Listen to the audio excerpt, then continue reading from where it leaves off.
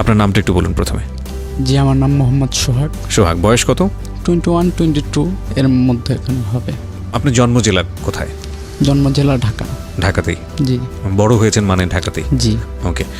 আপনি এই জীবন গল্প অনুষ্ঠানটা নিশ্চয়ই শোনেন বা আগে থেকে আমার রেডিও অনুষ্ঠানগুলো শুনতেন। জি। তখন কি ভেবেছেন যে আপনার এখানে এসে গল্প বলা হতে পারে? জি না, কখনোই না। আসলেই তাই, মানে কেউই আসলে ভাবে না যে তার জীবনটা একটা গল্প হয়ে যেতে পারে। সুতরাং যারা শুনছেন, যারা হয়তো মনে করছেন যে এটা আসলে ওর জীবনের গল্প, ঠিকভাবে না নিয়ে আপনার জীবনে হয়তো এর চেয়েও বড় কোনো দুর্ঘটনা ঘটতে পারে। আমি শিওর না যে ওর জীবনে কোনো দুর্ঘটনা ঘটেছে কিনা, বা আপনার জীবনে হয়তো বা যার গল্প শুনছেন তার চেয়েও ভালো কোনো ঘটনা ঘটতে পারে। ঠিক আছে, চলুন শুরু করি। আপনি যেখান থেকে বলতে স্বাচ্ছন্দ্য বোধ করেন। জি, আমি ছোটবেলা যখন আমার বয়স 10 তখন থেকে শুরু করতেছি। জি, তখন আপনি কোন ক্লাসে পড়েন? তখন আমি ক্লাস 5-এ। ওকে। 5-এ পড়ি। তখন আমার অভাব অনটনে চলতো। বাবা কি করতেন? বাবা রিক্সা চালাতো। আচ্ছা মা কোনো কাজ করতো না। আচ্ছা, ওর ব্যাকগ্রাউন্ডটা খেয়াল করবেন। আমরা 3 ভাই ছিলাম, আমি সবার বড়। আমার বাবা রিক্সা চালাতো, একা পক্ষে সম্ভব হতো না। আমার বাবা লোন নিত, লোন নিয়ে মানুষের কাছ থেকে টাকা এনে আমাদের খাওয়াইতো। এরকম করতে করতে অনেক টাকা ঋণী হয়ে যায়। জি। তখন আমার মা দেখে যা টাকা ইনকাম করে তা বাইরে দিতে হয়। ওকে। আমাদের সংসার চলছে না। আমার মাকে অনেক মাসে অনেক আইডিয়া দিল। তারপর আমার মা পিঠা বিক্রি শুরু করলো। আচ্ছা। আমার বাবা ঘরে আসতে পারে না, রাত্রে মানুষরা আসে টাকার জন্য। মা পিঠা বিক্রি করে কষ্টে করেও এই টাকা দেওয়া শুরু করলো। এর মধ্যে আব্বাকে একটা গাড়ি কিনা দেওয়া হলো আমার খালার থেকে টাকা নিয়ে। আমার খালারা ছোট থেকে আমার হেল্প করছে। গাড়ি মানে কি রিক্সা কিনে দেওয়া হলো? রিক্সা কিনা দেওয়া। মানে ভাড়ার এতে চালাতো রিক্সা? ওকে। জি। আমার খালারা আমার বাবাকে অনেক, তারা ছোট থেকে আমার বাবাকে হেল্প করছে। আমার বাবা রিক্সাটা নিল, নেওয়ার পর এই 6 মাসের মতো চালালো। চালার পর আরেকজন লোক একটা বুদ্ধি দিল যে একটা দোকান নেন। দোকান নেওয়ার পর আমার বাবা রিক্সাটা বিক্রি করে দিয়ে দোকান নিল, আরও লোন টাকা নিল, ঋণ নিল। নেওয়ার পর দোকানটা করলো। বাকি বোকা দিয়ে আমার বাবা একটু সরল টাইপের, যে মানুষ যা বলে তাই বিশ্বাস করে। আচ্ছা। এমন এক জায়গায় দোকান নিচ্ছে, সেই জায়গায় লোক বসতি কম, দোকানটা তেমন আর কি চললো না। 3-4 মাস মতো চলার পর অনেক টাকা ঋণ হয়ে গেল। আচ্ছা। প্রায় তখনকার সময় 20-25 হাজার টাকা ঋণ হয়ে গেল। অনেক টাকা। রিক্সা ওটাও বিক্রি তো আগেই করে ফেলছে। আবার অভাব অনটন। আমার মা পিঠা বিক্রি কইরা যেই টাকা জমাইছে আস্তে আস্তে মানুষকে দেওয়া শুরু করলো। অনেক মানুষ আইডিয়া দেখছে যে তোমরা পলায় যাও, এলাকা ছাইরা যাও গা, নাহলে এত টাকা কিভাবে ঋণ দিবা। আমার মা বললো, না পলায় যাবো কেন, টাকা দিয়ে যাব। পলায় গেলে মানুষ খারাপ বলবে, দরকার নেই। আমার মা কষ্ট করে সেই টাকা দিল। আমরা ছোট ছোট, আমার মা, আমি এই কষ্ট দেখে একদিন কাজে গেছি। তখন আমার বয়স 11 হবে। আমি কাজে গেছি একটা দোকানে, মুদি দোকানে। একদিন যাওয়ার পর দুপুরবেলা আসছি, মা দেখা আমাকে জড়া ধইরা বলে যে তোর কাজ করার দরকার নেই, তুই লেখাপড়া কর। আমি লেখাপড়া করতেছি। আবার আমার মা দিল, ঋণ দিল মানুষের। তারপর আবার পরবর্তী আব্বাকে গাড়ি কিনা দেওয়া হলো, রিক্সা। এরকম করে 3টা গাড়ি কিনা দেওয়া হলো। জি। ভালোই চলতেছে। এর মধ্যে রিক্সা চড়ে নিয়ে গেল। আবার আমার মার চাচাতো ভাই ছিল, ঠিকমতো জমা দিত না, অভাব অনটনে। আবার মা মানুষকে বিশ্বাস করতো। আমার বাবা মা মানুষকেও হেল্প চাইলে টাকা দিত, টাকা দিত মার। এরকম করে অনেক লোক টাকা নিয়ে গেছে। আমার মার টাকা এক লোক প্রায় 20-25 হাজার টাকার মতো নিয়ে গেছে। আমরা তখন ভেঙা পড়ছি।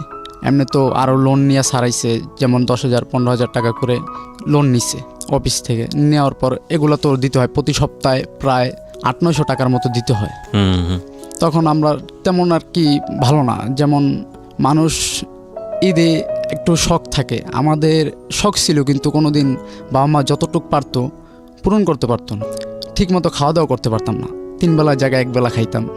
এরকম আস্তে আস্তে মা পিঠা বেচতে নামলো, আব্বা রিক্সা চালাইতেছে, আমিও কাজ করতেছি, লেখাপড়াটা ছেড়ে দিছি। তারপর ওইখানে প্রায় 12 বছরের মতো ছিলাম আমরা। তারপর চলে গেলাম তেরমুনিতে। তেরমুনিতে চলে যাওয়ার পর ওই বাড়িতে একটা মেয়ে থাকতো ওর দাদির সাথে। ওর মা ছোটবেলা চলে গেছে ওর বাবাকে রাইখা। ও আর ওর ভাই, ও বড়, ওর দাদির কাছে থাকতো। ওর দাদি আবার অন্য জায়গায় নিচে ঘর, একা পারে না। তেরমুনিতে গেলাম, ওইখানে একটা রুম ছিল, ওর দাদিকে দিল আমার মা যে নেন, ভাড়া কম আছে, থাকেন, লার্কি চুলা থাকেন। ওই মহিলা গিয়া আমাদের নামে আর কি মানুষের কাছে খারাপ খারাপ কথা বলে, যে ওরা ভালো না, অমুক সেমুক, এইসব কথা বলতে থাকে। ওই মেয়েটার সাথে আগেই থেকেই তো আমার সম্পর্ক ছিল, যেমন চীনা পরিচিত।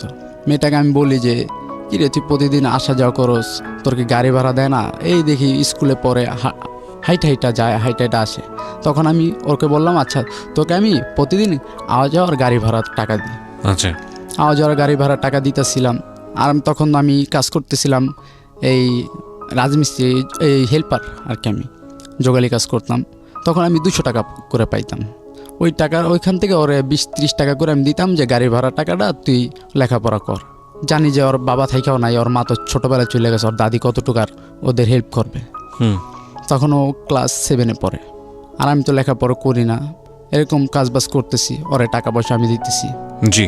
হঠাৎ কইরা আমি বললাম যে না এই কাজ করব না, আমি অন্য কোনো কাজ করব। একদিন আমি বিকালের দিকে এই বন্ধের দিকে বসে আছি, একটা লোক আসলো।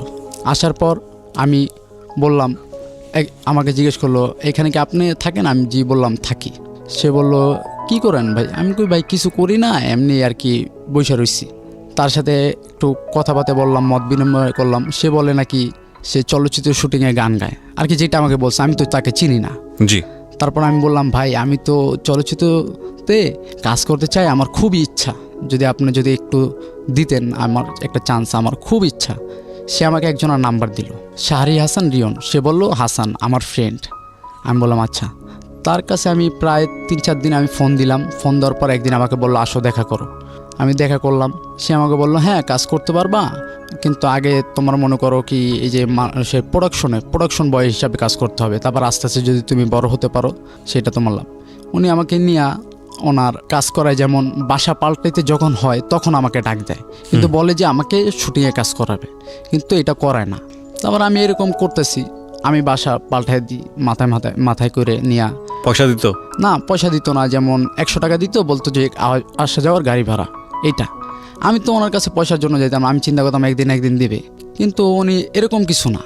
একটা জিনিস দেখছি, এটা আর কি বলতে চাচ্ছি না, যে উনি রুমের ভিতরে অন্য খারাপ ধরনের কাজ করতো। এটা আপনার চোখে পড়েছে? জি। ওকে, চোখে পড়েছে। তারপর আমি চিন্তা করি এগুলো হয়তো বা হয়, আমার দরকার নেই, আমি এটা দেখার দরকার নেই, আমি যেরকম আছি সেরকম থাকাই ভালো। তারপর আমি এগুলো দেখতেছি। ওই মেয়েটার সাথে এর ভিতরে 6 মাস কেটে গেল। ওই মেয়েটার সাথে কথাবার্তা হইতাছে, আমার বাসার পাশেই তো থাকে, কথাবার্তা হইতাছে। তারপর একদিন ওকে আমি বললাম যে আমি তোকে ভালোবাসি, যে আমার বাসার পাশে যে মেয়েটা ভালোবাসি। ও বললো কি আচ্ছা সময় নেই। আমি এদিকে তো ওইদিকে কাজ করতেছি, ওনার সাথে আইসা দেখা করি, আমি কাজ করতেছি। ওই মেয়েটা আমাকে বলল কয়েকদিন পর, আমাকে বললো হ্যাঁ আমি তোকে ভালোবাসি। এরকম করে চলতেছি। ও বলে কি ভালোবাসলে তুই শুটিংয়ে কাজ করতে পারবি না। আর এই দিকটা যে শাহরি হাসান রিয়ন ভাই, সে বলল কি তোমার শুটিং আছে, এই কাজ আছে, টাঙ্গাইল যাইতে হবে। ও বললো কি যাইতে পারবি না। ওই মেয়েটা বললো কি যাইতে পারবা না তুমি, ওদিকে গেলে মানুষ নষ্ট হয়ে যায়। আমি গেলাম না। আমি ওনার সাথে কন্ট্যাক্ট করে বাদ দিয়ে দিলাম। তারপর আমি না করে দিলাম, আমি আর ওখানে যাই না। তখন আমার এক ফুপুর সাথে আমার বাবার কন্ট্যাক্ট হয়। আমি কিন্তু ছোটোবেলা থেকে আমার বাবার যে আত্মীয়স্বজন, বাবার দিকের যে আত্মীয়স্বজন, তাদেরকে চিনি না, জানি না, কোনো সময় পরিচয় হয় নাই, যাইও না আমার দাদার বাড়ি। একবার গেছি লাইফে, আর কোনো সময় যাওয়া হয় নাই। আচ্ছা। ওনার সাথে পরিচয় হইলো। তারা বলে যে আমার জ্যাঠাতো বোন। সে বললো কি ওইখানে আমার ফুপার ওয়ার্কশপ আছে গ্রিলের, ওইখানে গেলে কাজবাজ শিখলে বাইরে যদি যাইতে পারো, বাইরে যদি পাঠায় দেয়, চাচারা আছে, আব্বা আমাকে বললো। আমি বললাম আচ্ছা ঠিক আছে। আমি ওইখানে গেলাম কাজ শেখার জন্য। ওইখানে আবার আমার ফুয়াতো বোন ছিল, তার নাম টিনা। তখন ফুয়াতো বোনটা ইন্টার সেকেন্ড ইয়ারে পড়ে। ওকে। ওই লাখি আবার ভাবছে আমি ওই মেয়ের সাথে সম্পর্ক করব, বিয়ে হবে এরকম আর কি, আমার বাবা বিয়ে দেবে। এর জন্য আমাকে ফোন দিয়ে বারে বলে যে তুমি আইসা পড়ো। আমি বলে আসবো কেন, আমি এইখানে আসি কাজ করতেছি, আমি আসবো কেন? ও তখন বলে যে আমি তোমাকে ভালোবাসি। এটা কি আপনি ওকে বলেছিলেন, লাকিকে বলেছিলেন? জি আমি বলছিলাম। তারপরে সে কি ভাবি, তখন কি সে ডিনাই করেছিল? জি। আচ্ছা। তারপর ও আমাকে বললো যে আমি তোমাকে ভালোবাসি, তুমি আসো, কান্ডাকাটি করে। আমি তো আসতে চাই না। ওইখান থেকে 1 সপ্তাহের মধ্যে আমি আইসা পড়লাম। আচ্ছা। আইসা পড়লাম। যেমন আমার ফুপু আমাকে একটু কষ্ট দিছে, যেমন শীতের দিন সকালবেলা পানি ভাত দিত, পানি ভাত এরকম। আর ওনারা ভালো ভালো খাবার খাইতো। একদিন বলে যে আমার আব্বুর নামে বলে, আমার আব্বুর নাম টিপু, বলে কি টিট্টার পোলাইছে ও কোনো এই জায়গায় আইসে কাজে অন্য জায়গায় কোনো কাজ কাম নাই অমুক সমুক। আমি কথাটা শুই না আরও ও দিকটা বলতেছে, দোনোটাই আমার মাইন্ডে লাগছে। আমি সেদিনকার রাত্রে আর কিছু বলি না, সকালবেলা আমি কান্না করতে করতে আইসা পড়ছি। আমার ফুপার কাছে বললাম যে আঙ্কেল আমি কি বলবো, আপনি তো আমাকে কিছু বলেন নাই, আমার আপন লোকই যদি আমাকে খারাপ কথা বলে এখানে ফুপু? কিভাবে থাকি। জি, আমাকে ফুপু আর কি আমার দাদির কাছে বলতেছে। ওকে, মানে ঠিক আছে, বুঝতে পেরেছি। হ্যাঁ, তখন আমি কান্নাকাটি করে আমি আইসা পড়ছি, দোনো দিক দিয়েই। ও আসতে বলতেছে, আমি আইসা পড়ছি। আইসা তখন আবার কি করলাম, বলে কি ওই তুমি ওই রাজমিস্ত্রি কাজ শিখো। আমি রাজমিস্ত্রি আবার কাজ করতেছি এরকম করে চলতেছে 1 বছরের মতো যায়। জি। এর মধ্যে ও আমাকে বলে যে বিয়ে করে ফেলি। আমি কি বলো, আমার এখন আমি কিচ্ছু করি লাকির নাই। বয়স কত ছিল তখন? লাকি তখন এটা পরীক্ষা দিছে, ওকে, তার মানে 13 থেকে 14 বছর সর্বোচ্চ। হ্যাঁ, আমার থেকে 1 বছরের ছোট। তখন ও আমাকে বলল যে বিয়ে করে ফেলে। আমি কই না, বিয়ে করব না। ও দেখি আবার অন্য ছেলেদের সাথে কথাবার্তা বলে, আমার সাথে তেমন না, অন্য ছেলেদের সাথে কথা বলে, আবার আরেকজনকে বলে আমার ফ্রেন্ড, ওরও ফ্রেন্ড, একই বয়সে যেহেতু পরিচিত। ও আমাকে ওই ফ্রেন্ডের কাছে বলে আমার নামে যে আমার একজনের টাকা খাই একজনের কাছ থেকে। কার কাছ থেকে? সোহাগের কাছ থেকে। আমার ফ্রেন্ডটা দেখা আমাকে বলে, আর কি ফ্রেন্ডটার নাম মারুফ। ও আমাকে বলে কিরে তুই নাকি টাকা দেস লাখিরে। আমি কি বলস? কয় ও যে আমাদেরকে বললো যে তোর কাছ থেকে টাকা খায়। আমি কি কস, এটা কীভাবে বললো? ওরা তো আমি হেল্প করতাম, ও আসা যাওয়ার কষ্ট, হাইটা আসে, এর জন্য ও আমাকে এই কথাটা বললো। দাঁড়া, এর মধ্যে টিউশনি করতেছে। জি। টিউশনি করতেছে। আমি তখন আবার বললাম যে এই যে টিউশনি করতেছে, এখন আমি ওর থেকে টাকা খাবো, আমি আর ওর সাথে সম্পর্ক করব না, কিন্তু ওর কাছ থেকে আমি টাকা খাবো। আমি তখন কি করলাম, ওর কাছ থেকে আমি টাকা খাওয়া শুরু করলাম। এই প্রতি মাসে বেতন পাওয়ার পর যে আমার একটু সমস্যা হয়েছে, আমার কিছু টাকা দাও, আমাকে টাকা দিত। আমি খাইতাম, চলতাম ফিরতাম, অন্য ফ্রেন্ডদের নিয়ে খাওয়াইতাম। বলতাম যে দেখ এরকম একটা মেয়ের কাছ থেকে টাকা নিচ্ছি। তখন আমি ফোনও চালাইতাম না, ও আমাকে একটা ফোন দেয় কথা বলার জন্য। ফোন দেয়, আমি তোর কাছ থেকে টাকা পয়সা নিয়ে খাইতেছি। আর আমি ফোন দিলে ও ফোন ধরে না, আর কি সাইলেন্ট রাখতো ওর ফোন। কেউ জানতো না যে বাসায় যে ও ফোন চালায়। এরকম ও বাথরুমে যেয়ে কথা বলতো, আমি বাইরে থাকতাম, এরকম কথাবার্তা বলতো। আমার ফ্রেন্ডরা দেখতো আমি ওর থেকে টাকা পয়সা নিয়ে চলতেছি ফিরতাছি। ও আমাকে ও মানুষের কাছে বলে যে ছেলেটা খারাপ, অন্য ছেলেদের সাথে কথাবার্তা বলে। এগুলো মানুষের কাছে বলে? হ্যাঁ, এই বিয়ের প্রস্তাব না করে দেওয়ার জন্য টাইম পাস করে। ওকে, টাইম পাস করে। তখন আমি বললাম যে টাইম পাস করো, দাঁড়াও। তখন আমি ওর রুমে গেলাম, ওর দাদি কাজে গেছে হয়তোবা রাত্রে, হ্যাঁ সন্ধ্যার পর কোথায় জানি গেছে, এটা সঠিক আমি জানি না। আমি রুমে যাই, আমি ওকে ধইরা বলতেছি যে আমার এটা লাগবে, তুমি যদি সত্যি ভালোবাসো আমার এটা দিতে হবে। ও বলে না, আমি তোকে সত্যি ভালোবাসি বন্ধুর মতো, বা তোকে ভালোবাসি, কিন্তু আমি এটা দেব না, এরকম বলতেছে। আমার এক পর্যায়ে জোর করতে করতে করতে করতে মানুষের ধরে ভয় এটা হয়ে গেল ফিজিক্যালটা। ওকে, মানে এটা আপনার জোরাজোরিতেই হয়েছে? জি, আমার জোরাজোরিতে। জি। আমি তো চাইলাম যে ও আমাকে যদি এইটা কাজটা করি তাহলে হয়তো বাবা আমাকে চাইবে, মানুষের কাছে এই কথাটা বলবে না যে। কিন্তু ও তো আপনাকে চাইতোই এমনিতেই, ও তো বলতো যে বিয়ে করি বা এরকম। তো আপনি এটা তো আর কি আমাকে ভয় দেখাইতো যে বিয়ে করি আর কি, তাহলে যে আমি যদি চলে যাই। কিন্তু আমি তো ভাবতাম যে বিয়ে যদি করবা তাহলে তুমি অন্য ছেলের সাথে কথা বলো কেন, অন্য ছেলের সাথে দেখি। ওকে, ঠিক আছে, আপনাদের মধ্যে এই সম্পর্কটা হয়েছে যেটা একান্তই আপনাদের ব্যক্তিগত। তবে আমি বলবো যে বিয়ের আগে ধরনের অনৈতিক সম্পর্কে জড়ানো উচিত নয়। আমরা ছোট্ট একটা বিরতি নেব প্রিয় শ্রোতা। ছোট্ট একটা বিরতির পর আবারও ফিরে আসছি জীবন গল্পে। আজকে একটা ঈদ স্পেশাল এপিসোড আমরা প্রচার করছি, যদিও আমি স্পেশাল শব্দটা নিয়ে আমার যথেষ্ট আপত্তি আছে এই জীবন গল্প অনুষ্ঠানের ক্ষেত্রে, কারণ প্রতিটা গল্পই স্পেশাল। তবুও আজকে বিশেষ দিন, সুতরাং আমরা এইভাবে বলছি। আসলে ঈদ মুবারক জানাচ্ছি আরও একবার যারা আমাদের এই অনুষ্ঠানের সঙ্গে আছেন। ছোট্ট একটা বিরতি। জীবন গল্প, জীবন নাটকের চেয়েও নাটকীয়। জীবন গল্প।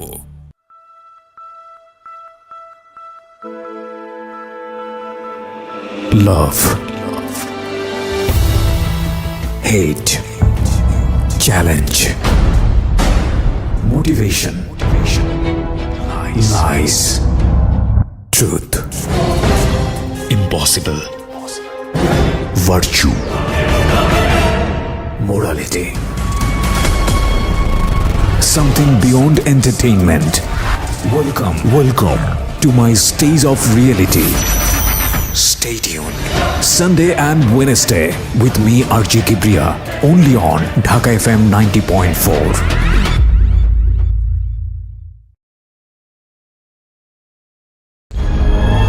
জীবন গল্প,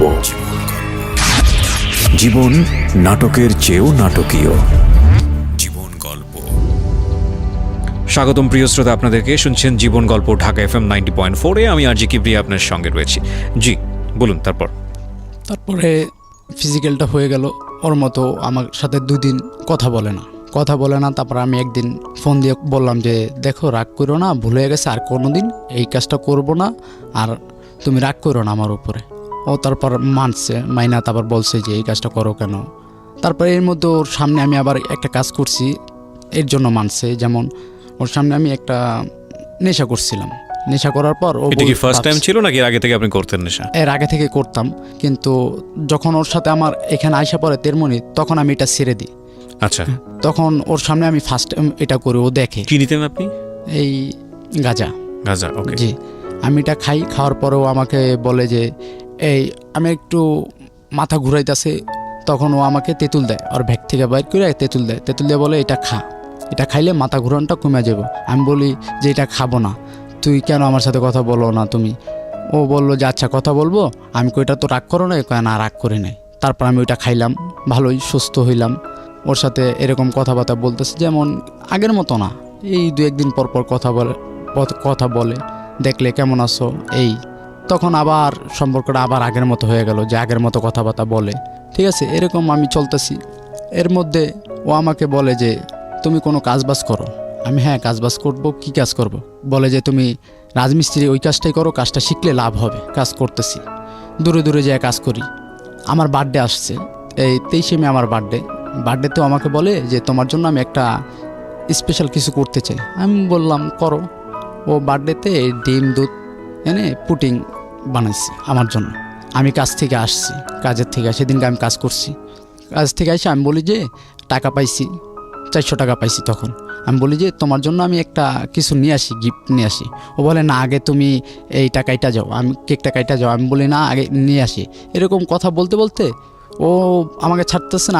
আমি বলতেছি যে আমি তোমাকে একটা গিফট করব। ও ওই পুটিংটা ফেলে দিছে, আমার সামনে ফেলে দিয়া ও ওর বান্ধবীদের সাথে কান্না করতেছে। আর আমি তো বোকার মতো হয়ে গেলাম, এটা কেন ফেলাই দিলা? তারপর আমি ওকে বুঝায় বললাম। তারপর আমি বললাম যে দেখো, তুমি এরকম কিছু করো না, ঠিক আছে? কি হয়েছে? আবার আগামী বছর আসবে, তাতে কি হয়েছে? আগামী বছর আসবে, এরকম কথাবার্তা বলে ওকে বুঝায় পাঠিয়ে দিলাম বাসায়। ওকে। আমার মতো আমি বাসায় গেলাম। বাসায় গিয়ে চলতেছি। এর মধ্যেও আমাকে একটা কসম দিল যে তুমি সিগারেট খাইতে পারবা না, কোনো নেশা করতে পারবা না, সিগারেট খাইতে পারবা না, চুল বড় রাখতে পারবা না, কোনো কিছু আর কি অভদ্র যেটা সেটা করতে পারবা না। জি, আমি সব কিছু রাজি হইলাম। তারপর আমি বললাম যে সিগারেটটা তো আচ্ছা খাবো না, ঠিক আছে, কিন্তু প্রতিদিন আমাকে একটা করে কিস দিবে। বললো ঠিক আছে, কিস দিব। আমি এইরকম চলতেছি, প্রতিদিন একটা করে কিস দেয়। এরকম কথাবার্তা বলতেছে, ভালোই চলতেছে ফিরতেছে। হঠাৎ কইরা আমার এক বন্ধু, নাম হচ্ছে ওর জুয়েল, নন্দীপাড়া ক্যাম্পে ওর বাড়ি। ও সবসময় দেখতো কি ওরা গাঁজা খাইতো, আমি খাইতাম না। ওরা খাইলে আমি পাশে যা বৈশা ওর সাথে কথা বলতাম আর কি, লাখির সাথে। ও বললো যে এত ভালো হয়ে গেছিস গা, তুই কিছু খাস না, আরামগুলোকে তেমন আড্ডাও দেস না, কীভাবে এরকম থাকোস? আমি বলি যে মানুষ চাইলে সব কিছু পারে, তোরাও দেখ পারবি। একজনের জন্য এরকম হয়েছি। বললো যে কার জন্য? আমি বললাম আমার গার্লফ্রেন্ডের জন্য। গার্লফ্রেন্ডকে নাম লাখি, একটু পরিচয় করা দেস না, দেখি মেয়েটার জন্য যে তুই ভালো হইছিস। এটা কে বলছে আপনাকে? ওই ফ্রেন্ড জুয়েল। আচ্ছা জি। তারপর আমি ওকে পরিচয় করে দিলাম মেরাদিয়া হাটের ওইখানে লাখির সাথে। লাখি বলল ওই ছেলেকে বড় ভাই, আর আমি বললাম তো ছোট বোন। ঠিক আছে, পরিচয় করে দিছি। এরকম পরিচয় করে দিছি 2016 সালের ডিসেম্বর মাসের 11-12 তারিখে হবে সম্ভবত, তারিখটা মনে নেই। সেদিন ছিল বৃহস্পতিবার দিনকার রাত। জি। ও আমাকে বলতেছে যে বিয়ে করব। আমি তো ওকে বলতেছি না যে বিয়ে করব না, কেননা বিয়েকে কিভাবে করি। এর ভিতরে টানা রোজার মাস ওর সাথে আমার ফিজিক্যাল হয়। একটানা রোজার মাসের আগে 2 মাস আগে আর কি, টানা 3 মাসের ভিতরে 15 দিনের মতো গ্যাপ ছিল, ফিজিক্যাল হইতে থাকে। এখন এক পর্যায়ে আমাকে চায়, কেননা তুমি এক পর্যায়ে আমাকে বলছো যে তুমি আমার কাছ থেকে টাকা খাও, ইউজ করো, তোমার পিছে আমি ঘুরি। এর জন্য আমি প্রতিশোধ নিচ্ছি। তোমার সাথে আমার কি, আমি তোমাকে ভালোবাসবো না, তোমার মতো তোমাকে ছেড়ে দেবো। আমার ইচ্ছা ছিল এটা, যে আমি ওর সাথে সম্পর্ক করব না। ও আমাকে বলছে না, আমি এই জন্য জিতের কাজটা করলাম। ও আমাকে এখন বলে বিয়ে করার কথা। আমি কিসের বিয়ে করব না, আমার এখনও লাইফ সেটেল হয় নাই, কিছুই হয় নাই। তোমার মতো তুমি পরীক্ষা দাও। ও বলে যে না, বিয়ে করতেই হবে, না বিয়ে করব না। আমার ফ্রেন্ড আবার কি করছে, আমার ফোনটা নিয়া ওর কাছে নিছে। তার কাছে এই বন্ধুরা নিছে? জি, আমার নাম কি ছিল ফ্রেন্ডের? জুয়েল। আমার জুয়েল। ফোনটা গান শুনতে নিছে। আমি ফ্রেন্ড তো বিশেষ করে দিছি যে নে। ওই ফ্রেন্ডটা আমার মোবাইল থেকে ডাইভার্ট করে করছে, কীভাবে জানি করছে জানো, আমাকে কেউ যদি ফোন দেয় ওর নাম্বারে চলে যাবে, আর ওই মেয়েটার নাম্বারও ওর নিচ্ছে, লাখির নাম্বার। ওকে ওকে। নিয়ে বৃহস্পতির দিনকে এরকম তুমুল ঝগড়া চলতেছে যে বিয়ে করতে হবে। আমি বলি না, ঠিক আছে, এরকম চলতেছে। শুক্রবার দিনকে আর আমার সাথে কথাবার্তা হয় নাই। শুক্রবার দিনকে আমি বিকালের দিকে একটু ফোন দিছিলাম, উল্টাপাল্টা বলে যে আরেকজন পেয়ে গেছি। লাখি বলতেছে আরেকজন পেয়ে গেছি, তোকে বিয়ে করবো না বা তোর সাথে কথাবার্তা বলবো না। আমি কি হয়েছে, এরকম করতেছো কেন? বলে আরেকজন পেয়ে গেছি, তোর সাথে কোনো কথা নাই। উল্টাপাল্টা আমাকে তুই তামাই করে রাব বিপ করতেছে। আমি বললাম ভালোই, তুমি যে এই কাজটা করতেছো এটা কিন্তু ঠিক না, তুমি কাকে পাইছো?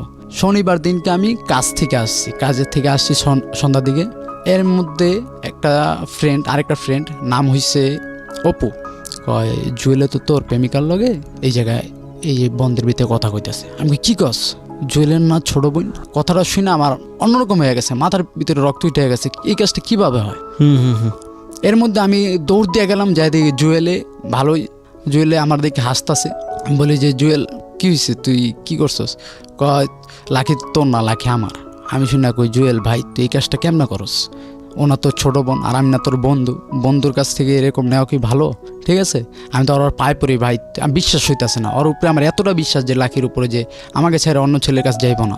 আমি ওর পায়ে ধরে বলি যে ভাই তুই একটু লাখির আনা, ওর সাথে আমার কথা হইতেছে না একদিন ধরে, একটু আনা। ওর পাও ধরছি আমি। তারপরও লাখি আমার ফোন ধরতেছে না, ব্ল্যাক লিস্টের নাম্বার। ও ফোন দিছে, লাখি বাসায় ঢুকবে তার আগেই ফোনটা বাজছে, বলে যে তুমি একটু আসো তো, সোহাগ এসে কান্নাকাটি করতেছে। লাখি সেই মুহূর্তে আবার আসলো, এই 10-15 মিনিটের মধ্যে আসলো। আয়শা বলল, আমি কি লাখি তুমি এই কাজটা কি করতে পারলাম? আমি তোমার সত্যি ভালোবাসি, এখন আমি তোমাকে এই কথা বলছি যে তুমি বিয়ে করো না, বিয়ে করবা না, এর জন্য তুমি একটু লেখাপড়া করো, আমি কাজবাজ শিখি, জীবনে যেন লাইফে কিছু করতে পারি। তারপর আমি ওকে বলতেছি, ও আমাকে বলে না তোকে আমি ভালোবাসি না, আমি ভালোবাসি জুয়েলকে। তারপর আবার আমি হাত ধরে বলি কি তুমি চলো বাসায় চলো, বাসা তো পাশাপাশি ঘর, বাসায় চলো। জুয়েলারা বলে নাকি ওরা নাকি আমি খারাপ কাজ করতেছি। আমাকে মনে করেন 8-10 জনে মিলে মারে, ইচ্ছা মতো মারে। লাখির সামনে লাখি আমাকে হাসে। আমি কি লাখি তুমি একবার বলো যে ভালোবাসি, তুমি এরকম কইরো না, ওদের সামনে একবার বলো, তাহলে ওরা আমাকে ছেড়ে দিবে। বলে না তোকে আমি ভালোবাসি না। হঠাৎ এরকম হইলো আমি বুঝতে পারি না, আমাকে মারে ইচ্ছা মতো। মায়েরা মনে করেন এই যে নাকের এখনো আমার হাঁটিটা বেঁকা, ইচ্ছা মতো মারে আমাকে। এর ভিতরে আমি আগে আইসা আমার শার্ট সচ্ছিরা আগে আইসা দাঁড়াইছি। তারপর আমি ওই রিক্সা থেকে ওরে নামাইলাম, চলো লাখি। আর ওই অবস্থায় আবার সবার সামনে বলে যে আমার কাছে লাখি চিকরিয়া বলে যে আমার সাথে খারাপ কাজ করতেছে। ওইখানে আবার সবাই মারলো আমাকে। ওইখানে আবার চেয়ারম্যান আসলো, আইসা বিচার করলো। তারপর আমি বললাম, চেয়ারম্যান জিজ্ঞেস করে ওকে চিনো? আমাকে বলতেছে তুমি ওকে চিনো? আমি ওকে জিজ্ঞেস করেন আমি চিনি, ও আমাকে চিনে কিনা। আমার ঠাস করে একটা চটকনা দিল। ততক্ষণে আমার বাবা আসছে, আইসা তারপর বলতেছে ও খারাপ, অমুক সঙ্গে আমার নামে বাজে কমেন্ট করতেছে। তারপর চেয়ারম্যান বুঝতে পারছে যে আমি একা, ওইখানে ছেলেরাও আমার দোষ দিতেছে, আমি একা। আমি বলি যে ওরকে তো আমি ছোট থেকে চিনি, আর ও আমার পাশের বাসায় থাকে এখনও, আগেও ছিল এখনও আছে। ও আমাকে ওই বিচারের মধ্যে বলে যে লাখি আমাকে চিনিই না, বলে ওকে আমি ওকে চিনি না। ওইখানে তারপর বিচার টিচার করে আমাকে বললো যে আচ্ছা ওই মেয়ের সাথে তুমি আর কথা বলবা না। আমাকে 2-4টা চটকনা দিল। ওই চেয়ারম্যান 500 টাকা বাইর করে আমার বাবার পকেটে দিল, বললো যে ওরা ডাক্তার দেখেন। বুঝতে পারছি ব্যাপারটা, কেননা ব্যাপারটা বুঝতে পারলেও কিছু করা যাবে না। সবাই তো সাক্ষী দিতেছে ওর বিপক্ষে, ওর পক্ষে তো কেউ নাই। মেয়েটাও যদি ওর পক্ষে থাকতো যে চিনি, তাহলে একটা কথা ছিল। এখানে সবাই ওর বিপক্ষে, এখানে কোনো বিচারিত আপনার ছেলের উল্টা দিকে। পারতাম যে পুলিশ উঠে দিতে, কিন্তু আপনার গরিব মানুষ উঠে দিয়ে কি হবে? আমি কি করলাম, মেয়েটাকে ওর মতো আমার মতো আমি। তারপরের দিনই আমার খালু আসলো, আয়শা বলে যে এখানে থাকার দরকার নাই, মানিজ্য যেহেতু গেছে চল আমার বাসায় আয়শা থাকবি। এই যে মাদারটেক উত্তরপাড়া আর কি, যেখানে আমি ছোট থেকে বড় হয়েছি, ওইখানে আমি 1 মাসের মতো ছিলাম। কাজবাজ করতেছি, আবার রাজমিস্ত্রি কাজবাজ করতেছি। খালুর সাথে আমি বাস টানি, কাঠ টানি, ভ্যান গাড়িতে কাজ করতেছি। এর মধ্যে ও 1 মাস পর আয়শা ওর ফ্রেন্ড এলাকা আছে, নাম হয়েছে খালেদা, ওর কাছে আয়শা কান্নাকাটি করতেছে। খালেদা আবার আমার দেখে বলে কিরে লাখির সাথে কি হয়েছে তোর? আমি কি হয়েছে, অনেক ঘটনা এরকম মারামারি করছে আমাকে এলাকার থেকে, আমি আয়া পড়ছি শরমে লজ্জায়। ও আমাকে বলল যে আচ্ছা লাখি তো কান্নাকাটি করতেছে। আমি কি কস, লাখি কান্নাকাটি করতেছে? লাখি এখন তো আমার উপরে একটাই জিত যে ও আমাকে মায়ের খাওয়াইছে, ও আমাকে চিনে না, আমি ওরা মায়ের খাওয়াবো। লাগলে ও যদি ওরে একটু পড়ায় নিয়ে তারপর ওই চেয়ারম্যানের কাছে বিচার করামো যে ও আমাকে চিনে না, এখন আমার কাছে আসছে কেন। আমার নিয়ত এইটা ভালোই। ও আসছে, দেখা করলাম, কথাবার্তা বললাম, তখন আমার সামনে দেখি জুয়েলের সাথে কথা বলে। আমি কই ভালোই, দিনকাল তো ভালোই চলতেছে তোমার, জুয়েলের সাথে কি বিয়ে ঠিক হয়ে গেছে? হ্যাঁ বিয়ে করবো। আমি কই ভালোই, বিয়ে করলে ভালো। আমাদের যদি একটাই, এর ভিতরে আমার এই উত্তরপাড়া আমার বড় ভাই ছিল, বড় ভাইরা ছিল, আপু ছিল বড় ভাইয়ের ফ্রেন্ড। তার আমি বললাম যে এরকম এরকম আমার মায়ের খাওয়াইছে, দেখেন। আপু উঠাই ওর একটা চটকনা দিল। কেননা চটকনাটা দেওয়ার পরে না আমার অনেক কষ্ট লাগলো যে ওর আমার জন্য একটা চটকনা খাইলো। আমি তারপর আপুর যে বললাম, আপু পাউধুরা বললাম যে আপু ওকে মারে না, লাগলে আমাকে মারেন। আপু আমাকে তখন বলল যে ছেলেটা সত্যি তো তোর এই মেয়েটাকে অনেক ভালোবাসে, এত মার খাওয়ার পরও একটা চটকনা দিল আমার, ও আমার পাও ধরতেছে, মেয়েটা কিছুই বলতেছে না, ও আমার পাও ধরতেছে, মেয়েটাকে একটা চটকনা দেওয়া মাত্র, ঠিক আছে। তারপর আমাকে সবাই ছাইরা দিল, ওকে আমি ছাইরা দিলাম। পরের দিন ও আবার দেখা করলো আমার সাথে।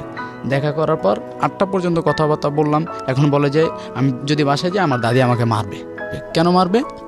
এই যে আমি রাত করে ফেলছি, মারবে, এটাও বলছে। ও বলতেছে।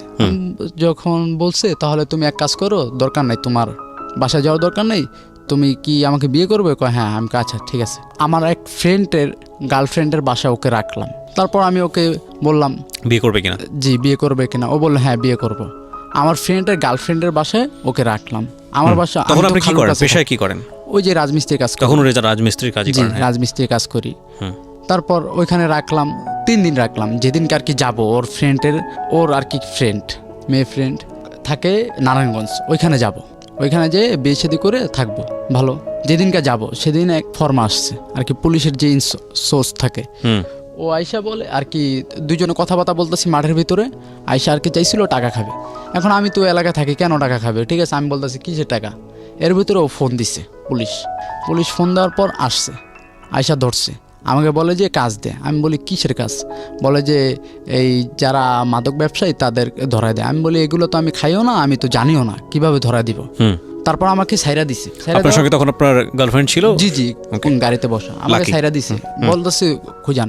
তখন কিন্তু আমি যাইলে যাইতে পারতাম। আমি চিন্তা করছি যদি যাই, ওর উপরে যদি কোনো একটা খারাপ কাজ করে। ও লাকি তখন পুলিশের কাস্টডি? জি আচ্ছা গাড়িতে। তখন আমি যাওয়া আর হয় নাই, আমি আবার রিটার্ন ব্যাক আসছে। আমি বলি যে স্যার পাই না, আমার অনেক মারছে, ওর সামনে গাড়ির ভিতরে ঢুকে অনেক মারতাছে, ঠিক আছে।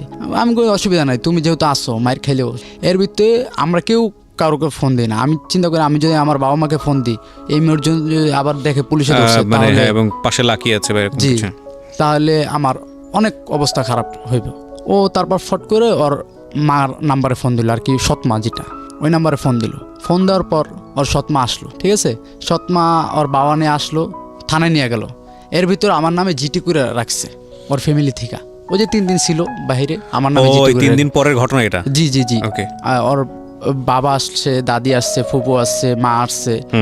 আইসা আমার নামে কেস করছে কি নারী নির্যাতন, নারী শিশু অপহরণ। এটা জিডি ছিল? জি আর কি 4টা ধারায় মামলা, ঠিক আছে, এরকম মামলা।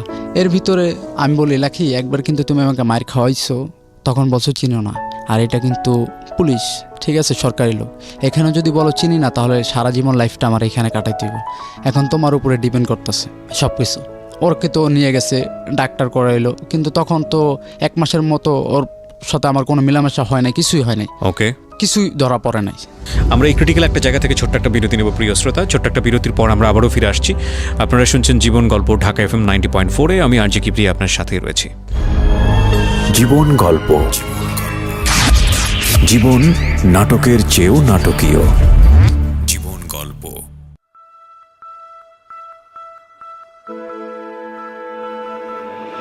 Love,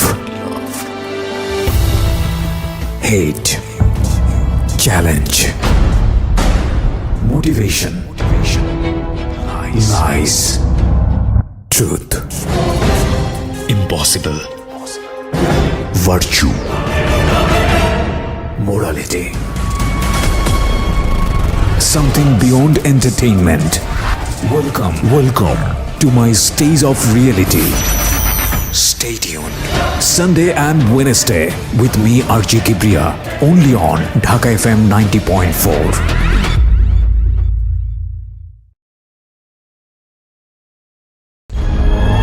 জীবন গল্প, জীবন নাটকের চেয়েও নাটকীয়। জীবন গল্প। স্বাগত আরও একবার, শুনছেন জীবন গল্প ঢাকা FM 90.4-এ। আমি আরজি কিবরি আপনার সাথে রয়েছি। আমি কথা না বাড়িয়ে গেস্টের কাছে আবারও ফিরছি। হ্যাঁ, বলুন তারপর। ওরকে নিয়ে গেল ডাক্তার করতে, কিন্তু কোনো কিছুই পাইলো না, ওর মতো চলে গেল। আমি তো থানায়, আমাকে কোর্টে উঠাইলো, উঠানোর পর 7 দিন রিমান্ড চাইলো, কিন্তু 3 দিন এই জজ দেখে বলে যে ও তো নির্দোষ, ওর কিসের রিমান্ড। 3 দিন রিমান্ড দিল। 3 দিন রিমান্ড দিছে। এর ভিতরে আমার খালু গেছিলো, আমার বাবা গেছিলো। যাওয়ার পর আমি বলছি এরকম এরকম ঘটনা, ঠিক আছে, এখন কি করবা। আমার ওই দারোগা আবার আমার বাবা মাকে ফোন দিয়ে বলছে রিমান্ড। আমার বাবা মা আবার অনেক কষ্টে টাকা পয়সা দিয়া রিমান্ডটা কাটাইলো। আমার রিমান্ডের দিকে দাগও দেয় নাই, কিন্তু রিমান্ডের আগে যখন আমাকে আনছে, চেহারের ভিতরে ঢুকে আমার ইচ্ছা মতো মারছে, অনেক মারছে আমাকে। মারছে এমনি তো আমি অবস্থা খারাপ, 24-25 দিন এরকম ছিলাম। ও ছিল তখন, আর ও আমার সাথে এরকম কিছু করে নাই যে চিনি না জানি না। ও পলায় পলায় আসতো, ওর বাবা মা আসতে দিত না, কোচিংয়ের কথা কয়ে আসতো। আইসা ওই জজের কাছে, উকিলের কাছে যে বন্দিত যে না কেস করি নাই, ও আমাকে বিয়ে করবে, এরকম একটা ব্যাপার স্যাপার। তখন আমি বের হইলাম, প্রায় 60-70 হাজার টাকার মতো খরচ গেল মেয়ে পক্ষে থাকার পরও। আর যদি পক্ষে না থাকতো প্রায় 31 বছর মতো সাজা হইতো, যেটা আর কি বলছে। ওকে। তারপর আমি বের হইলাম। বের হওয়ার দিনকেই আমাকে নিয়ে দুধ দেওয়া, হলুদ দেওয়া, গোসল করাইলো। আর সবাই বলতেছে যে আমাদের ফ্যামিলিতে কেউ জেলে যায় নাই, তুই গেলি, তাও এই মেয়ের জন্য, এই মেয়েটার লেগা তুই মাইরও খাইলি, আর কি নানান ধরনের কথা বাতা সবাই বলতেছে। গোসল করাইলো, গোসল করার পর হাতের নখ এরকম বড় বড় হয়ে গেছে, বড় হয়ে গেছে। তারপর আমি লাখি সবার সামনে, আমি বলি এই নখটি বড় রাখবো, ঠিক আছে, লাখি। তারপর একটা নীল কাটার বাইর করে সবার সামনে নখ কেটে দিল। আমার তখন অনেক লজ্জা করতেছে যে ওই বাবা আমার সামনে আমার নখ কেটে দিতেছে। আমার বাবা মা শরমে ঘর থেকে গেছে। 2 দিন পরে আমার আবার তেরমুনি গেলাম, আমার বাবা নিয়ে গেছে, বাবা মা আমাকে নিয়ে গেছে। তখন আমি চুল একবার নাইরে হয়ে গেছি। যাওয়ার পর সবাই বলতেছে জেল খাইটাইছে, জেল খাইটাইছে। আমি তখন আর তেরমুনি থাকি না। এর আগে তো একবার মানিজুদ গেল, ওর জন্য মার খেয়েছি, আবার বলে সবাই জেল খাচ্ছি। আমি 15টা টাকা নিলাম ঘর থেকে। 15 টাকা আমি বলি বাবা দাও তো 15টা টাকা, আমি একটু উত্তরপাড়া থেকে ঘুরে আসি, এই জায়গায় ভালো লাগে না। আব্বা বুঝছে যে মন মানসিকতা খারাপ, 15 টাকা দিল। 15 টাকা দেওয়ার পর আমি একটা সিগারেট নিলাম, গলির সিগারেট ছিল 60 টাকা, আর একটা সেন্টারফুট নিলাম। আচ্ছা। এটা খাইতে খাইতে গেলাম। যাওয়ার পর আমি এই উত্তরপাড়া কাবাসা মাঠের ভিতরে পোলাপানরা গুলি খেলতেছে। সিগারেটটা খাওয়া শেষ, ফালায় পাও দেওয়া নেওয়ার পর সেন্টারফুটটা চাবাইতেছি। এর মধ্যে ও আসলো, বোরকা পরে আসলো, ব্যাগ তো কাঁধে থাকে। আমি ভাবছি যে কোচিংয়ে যাবে বা কোচিং থেকে আসছে, এরকম একটা কিছু। আয়সা বলে চলো। আমি বলি কোথায় যাবে? কয় চলো না। আমি ভাবছি যে এতদিন জেল খাটছি, জেল থেকে আসছি, আবার ওর সাথে তো তেমন কথাবার্তা হয় নাই, কোন জায়গায় ঘুরতে যাবে। আমি বলি যে দেখো কোথায় ঘুরতে যাবে, আমার কাছে টাকা পয়সা নাই, অবস্থা অনেক খারাপ। কয় তোমার টাকার কোনো দরকার নাই, তুমি আসো। আমি বললাম চলো ঘুরে আসি। ও দেখলাম সদরঘাটের গাড়ি নিল, সদরঘাটের একটা রিক্সা নিল। আমি বলি সদরঘাট কেন, সদরঘাট কী করবা? বলে ওই জায়গায় একটা মাজার আছে, ওই জেলে গেছিলো মাগুসা বাবার নাকি মাজার। আমি ভাবছিলাম ওই যে মনে হয় কোনো মানত টানত আসছে, এর আগেও মানত দিছে আমার নামে, গোলাপ শাহ বাবার মাজারে আমার নিয়ে দিছে। তারপর আমি ওকে নিয়ে গেলাম। নিয়ে যাওয়ার পর ও বলে কি লঞ্চে ওঠো। আমি কই লঞ্চে কেন? কেন লঞ্চে যাইতে হবে। আমি কই না লঞ্চে কোথায় যাব? বলে যে আমার মার কাছে একবারে যাবো গা। আমি কই না, এটা তো আমি সম্ভব না, কীভাবে যাই? আমি এই যে জেল থেকে বাইরে হইলাম, এখন যদি তোমার নিয়ে যদি আবার যাই তাহলে আমার বাবা মা অনেক টেনশন করবে। বলে যদি না যাও এখন আমি আত্মহত্যা করব, তোমার নাম লিখে দেওয়া যাবে। আমি এই যে একটা ব্ল্যাকমেল করলো, এই ব্ল্যাকমেলের জন্য আমি ওর সাথে চলে গেলাম বরগুনা। এক পোশাক আমার, আরও কিন্তু ওর ব্যাগের ভিতরে জামা কাপড় নিয়ে রাখছে। ওকে।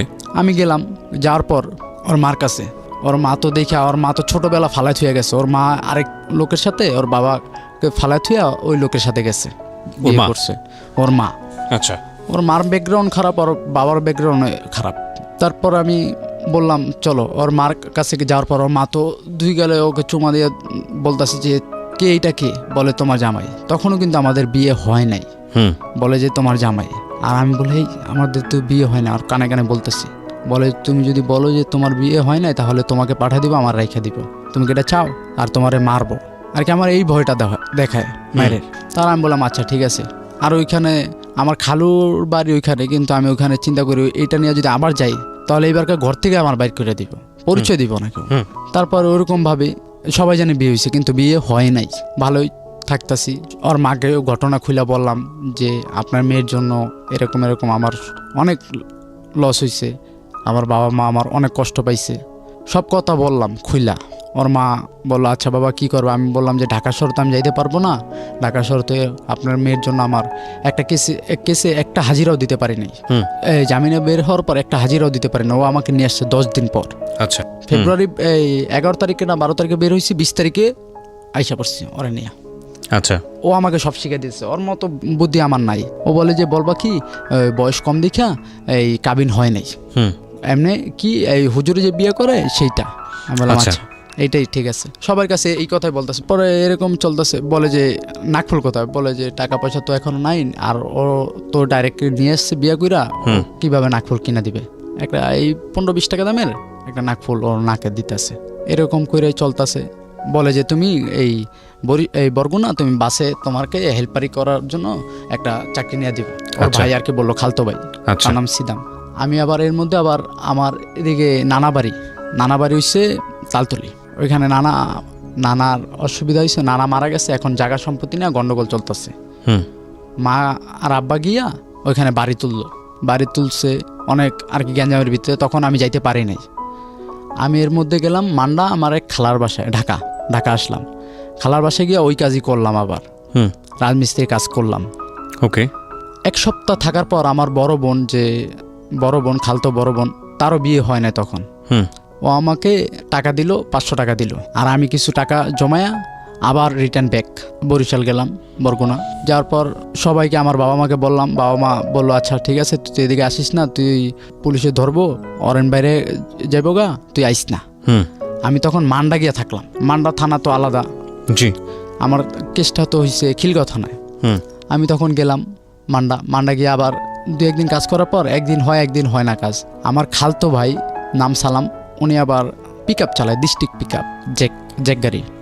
ওনার সাথে হেল্পারিতে ঢুকাই দিল আমার খালা আর খালু, বলে এই কাজ কর। আচ্ছা। এরকম গাড়িতে থাকি 3 দিন 4 দিন পর আসি। অনেক শুকায় গেছি, চেহারা কালো হয়ে গেছে।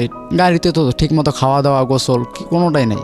তারপরও নিজের কষ্টটা কষ্ট মনে করি না, যেহেতু আমার পাশে আছে, কষ্টটা কষ্ট মনে করি না। ও বলে কি আমি গার্মেন্টসে ঢুকি। আমি কই লাখি গার্মেন্টস জিনিসটা অনেক খারাপ, গার্মেন্টসে যারা যায় তারা নষ্ট হয়ে যায়। তুমি গার্মেন্টস করো না, যতটুকু পারি ততটুক চলে, তোমার গার্মেন্টসে যাওয়া দরকার নেই। এর মধ্যে আবার গার্মেন্টসে গেছে। ওকে। গার্মেন্টসে যায়, আর আমি তো 3 দিন 4 দিন পর আসি। ও গার্মেন্টসে গেছে। পয়লা বৈশাখে ওকে আমি একটা 1 পিস কিনে দিছিলাম কাপড়, ওইটা বানাইছে। বানানোর পর অনেক সুন্দর হয়েছে। একদিন শুয়ে রয়েছি বিকালের দিকে, আমার খালা আর খালু ওর নামে বাজে বাজে কথা বলতেছে যে মেয়ে খারাপ, ভালো না, 2 দিন পর ছইলা যাবে, অমুক সেমুক। মানে ওর বাবা মা? না, আমার বাবা মা, আমার খালা খালু। আপনার খালা খালুর কাছে কি আপনি চলে আসলেন? জি, ওকে নিয়ে আর কি মান্ডাত ছিলাম। মানে ও যখন গার্মেন্টসে কাজ করছিল, ও তো নিয়ে গেল আপনাকে বরিশালে, ওইখান থেকে আপনি চলে আসলেন ওকে নিয়ে? জি, আমার খালা খালু কাছে মান্ডা। আচ্ছা। তখন একদিন বিকালের দিকে শুয়ে আছি, কিন্তু তন্দার লাগছে। তখন বিয়ে ছাড়াই আপনারা একসঙ্গে থাকছেন? বরিশালে বিয়ে হয় নাই তখন। আইসা বললাম ঢাকা আসার পর হনুপা খালার সাথে দেখা করলাম। ওনারা বললাম যে খালা এরকম সব উনি জানে। তারপর বললো বিয়ে ছাড়া তো থাকা ভালো না, তাহলে তোমাদের বিয়ে করে দিয়ে। আমি বললাম তো আমার কাগজপাতি আছে, কিন্তু ওর তো কাগজপাতি নাই। যেমন আমার জন্ম নিবন্ধন আছে, কিন্তু ভোটার আইডি কার্ড করছি, কিন্তু এখনো পাইনি। ঠিক আছে, এটা দেবে প্রাপ্ত বয়স হইলে, নির্বাচনের আগে। উনি বললো আচ্ছা ঠিক আছে, তাহলে এক কাজ করি, একটা হুজুরে না বিয়ে করে দিই, যেটা আল্লাহর বিধানে আছে, উনি বলল। তারপর উনি এই কাজটা করলো। এখন তো কাবিন তো হয় নাই। গেলাম ওইখানে, আর কেউ আর আমি আইসা, এটা কেউ জানে না, ওই খালা জানে। আর এটা কখনো বলিও না, যদি বলি তাহলে ওই হনুভা খালা আর কি ডাকি খালা পাড়াপড়শি হিসাবে, ওনার উপর অনেক জ্বর যাবে, এর জন্য ওনার কথা কখনো বলি নাই। ওকে। তো বিয়ে করলেন আপনারা বাবা আমার পরামর্শ ছাড়াই, নিজেদের মতো করে বিয়ে করা? জি। তারপর ওই খালার কাছে ছিলাম একদিন বিকালের দিকে, আর কি চোখ বোঝা কিন্তু কান সজাগ। বলতাছে আমার খালু যে মেয়ে ভালো না, মেয়ে 2 দিন পর সাইরে যাবে, আর কি বাজে বাজে কথা বলতেছে। আমি এটা শুই না, আমি উঠলাম। উঠার পরে ওই সন্ধ্যার দিকে আসছে। আসার পর আমি কই চলো এই জায়গায় থাকবো না, খালুর সামনেই চলো। আইসা বললাম কি ছোট খালার কাছে। ছোট খালা তখন থাকে এই যে যার কাছে আমি ছিলাম, ওই যে বললাম 1 মাস আমাকে যে নিয়ে আসলো মাদারটিক উত্তরপাড়া, ওনার বাসায় আসলাম। আইসা বললাম যে ওই জায়গায় থাকবো না, আর এই যে কি হয়েছে, ও তো আমার সাথেই আছে, পুলিশ ধরলে তো আসি। এখানে আবার ওনার সাথে আবার কাজ শুরু করলাম। ওই ভ্যান গাড়ি দিয়ে কাঠ বাস সেগুলো টানাটানি বিল্ডিং থেকে নামাই। 3-4 দিন থাকার পরেই ওনার রুমে এর ভিতরে একটা রুম খালি হয়ে গেছে, বলে যে তোরা আলাদা থাক। আলাদা হয়ে গেলাম। আর তেমন থেকে আমার বাবা মা দেখলো, সব কিছু মাইনা নিল, যে ছেলে বড় ছেলে যে কোনো একটা ভুল করছি মাইনা নিছে। ভালোই চলতাছি ফিরতাছি। এর ভিতরেও গার্মেন্টস করে। আমি কই তুমি গার্মেন্টস কইরো না, ও গার্মেন্টস করে। গার্মেন্টস করলে সমস্যাটা কথা, আপনার তো পরিবারে পয়সা আসতেছে। আসতেছে কেননা গার্মেন্টস করলে অনেক জায়গায় শুনি যে গার্মেন্টস করলে গার্মেন্টস মেয়েরা অন্য ছেলেদের সাথে চলে যায়। এই আশঙ্কা থেকে আপনি গার্মেন্টস করতে না করতেন। জি জি জি, এটাই আর কি ভয় পাইতাম আমি সবসময়। ও গার্মেন্টস করতেছে কন্টিনিউ, ভালোই, যাও তুমি যদি করতেছো করো, করতেছে ভালোই। 1 মাস কি 1.5 মাসের মধ্যেই আমার বাবা মা তেরমুনি থেকে আইসা পড়ছে, আমাদের সাথে থাকবে। আমি বলতেছি আব্বা মা, ও গার্মেন্টস যে আমি কাজ করি, খাওয়া দাওয়া ঠিক মতো হচ্ছে না, ঠিক আছে, প্রতিদিন আইসা ও আসে মাঝের মধ্যে 10টা 9টার দিকে, রান্না বান্না করতে খাওয়া দাওয়া করতে করতে প্রায় 12টা, আবার সকালবেলা কাজে যাই, ও সকালবেলা উঠে অনেক কষ্ট হয়ে যায়, তোমরা আইসা পড়ো, একসাথে থাকি। একসাথে আইসা পড়লাম। ওই বাড়িতে 1 মাসের মতো ছিলাম। তারপর নিলাম গোরান আরেক জায়গায় বাসা, গোরান আদর্শ স্কুল, ওইখানে বাসা নিলাম, বড় রুম, একই সাথে থাকতাছি। তখন আমি 3 মাসের মতো আমি বেকার ছিলাম, কোনো কাজ বাজ পাইতাছি না। 3 মাসের ভিতর 3 দিন আমি রং মিস্ত্রির সাথে কাজ করলাম। এর মধ্যেই এক বড় ভাইয়ের সাথে কথাবার্তা বললাম, হসপিটালে কাজ নিলাম, জি। মগবাজার। তখন আপনার ফ্যামিলিতে আপনার বাবা মাও থাকে? জি জি, ওকে। মগবাজারে একটা হসপিটালে জব নিলাম, ইনসাফ বারাকা কিডনি অ্যান্ড জেনারেল হসপিটাল। ও হসপিটালে কাজ নিলাম কি ক্লিনার, যে আর কি বাথরুম পরিষ্কার করার, ঝাড়ু দেওয়ার, সব দেওয়ার, এই কাজটা নিলাম। কাজটা নিচ্ছি, করতেছি। একদিন দেখাই আমার অনেক অভুক্তি লাগছে, খাওয়া দাওয়া ঠিক মতো না। তারপর আমি চিন্তা করলাম, এখন যদি এই কাজটা যদি না করি 8 ঘন্টা পার্ট টাইম, তাহলে তো আর কোনো কাজবাজও দেখতেছি না, তেমন টাকা পয়সা আসবে না, দরকার নেই, এত কষ্ট দরকার নেই, এই কাজটাই করি। ওর মুখের দিকে তাকাই যে করতেছি, কাজ করতেছি। এর ভিতরে আমার বাবা মা আবার গেল গ্রামে, যাওয়ার পর জায়গা নিয়ে গন্ডগোল চলতেছে। এখন আমরা তো যাইতে পারি না, আমি, আমার ছোট ভাই আর আমার ওয়াইফ আর কি লাখি, 3 জনে ছিলাম। অনেক কষ্টে সময় যাইতেছে। আমি বেতন পাই আর কি 1 মাস পর পর। এর ভিতরে বেতনটা পাইছি, এর ভিতরে ওনারা চলে গেছে। এখন একটা মাস যে কিভাবে চলতে হইব, অনেক কষ্টের ভিতরে চলতেছি। বেতন পাইলাম, ও কাজ করতেছে। ও তখন মালিবাগ গার্মেন্টসে চাকরি করে। ও রাত্রে 10টা আসে, আর কি 10টার দিকে ছুটি দিলে 11টা বেজে যায় আস্তে আস্তে। তারপর রান্না করো, তারপর খাও, অনেক কষ্ট হয়ে যায়। তারপর আমি বললাম যে তুমি গার্মেন্টসে করো না। বলে না, আমি গার্মেন্টস করব, আমি নিজে প্রতিষ্ঠিত হব। আমি বললাম আচ্ছা যাও, তোমার যেটা ভালো লাগে তুমি করো। এরকম করতেছে। আমার বাপ মা 1 মাস থেকে আসছে, ওই সব কিছু মিটিয়ে দিয়ে আসছে। আসার পর আমি বলতেছি, মার কাছে বলতেছি, মা আর ওই যে গার্মেন্টস করতেছে এটা তো ভালো হইতেছে না, মানুষ খারাপ বলতেছে। আরও 10 জনে বলতেছে, যে আমার ফ্রেন্ড সার্কেলরা বলতেছে যে তোর বউ গার্মেন্টস করে, তুই কি করস, তুই তো এই যে কাজ করস, গার্মেন্টস করে কি লেগা, বেটা বউ খাওয়াইতে পারস না, বিয়ে করছিস কি লেগা, আর কি নানান কমেন্ট করে। যারা দেখে শুনে নানান কমেন্ট করে। আবার যারা বুঝে তারা বলে যে অভাবের সংসার, 2 জনে মিলেই তো করলে কি হয়েছে, আগায় যেতে পারবে। আমরা তো তেমন বড় লোক না যে একজনকে চাকরি করলো আরেকজন বইয়া বইয়া খাইলো। অনেকে যারা বুঝে তারা এই কথা বলে, আবার অনেকে বুঝে না, বলে যে গার্মেন্টস করে কেন, খাওয়াইতে পারস না, নানান কমেন্ট। আমি কেউ কথা বুঝি কানে নেই না। আর লাখে আমাকে বলে যে তুমি কোনো ফ্রেন্ড সার্কেলের সাথে চলবা না, একলা একলা থাকবা। আমি সারাদিন কী করি, একলা একলা থাকি। যে সময় আমি 8 ঘন্টা তো ডিউটিতে যাওয়ার পর ডিউটি কইরা বাসায় এসে বসে থাকি। আর ওর যে ফ্রেন্ড, যে মারুফ, ও আমার ফ্রেন্ড, ওর সাথে কথাবার্তা বলি আমি। এর ভিতরে আবার একটা ডান্সের একাডেমি নিয়েছিলাম, আমি, হাসান, মারুফ, 3 জনে মিলে। ওইখানে যাই আমি বসি, আড্ডা দিই। আর ওরা, এই হাসান হইছে ডান্সার, ও ডান্স শেখায় ছাত্রদের। এরকম করে চলতেছে। লাকি বলে তুমি যাইবা না।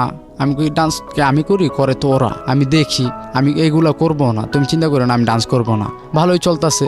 এর মধ্যে আমার হাসানের একটা ফ্রেন্ড, নাম হইছে নিশি আক্তার মিম, বাহিরে থাকে। ওর সাথে একদিন আফতাবনগর গেছিলাম।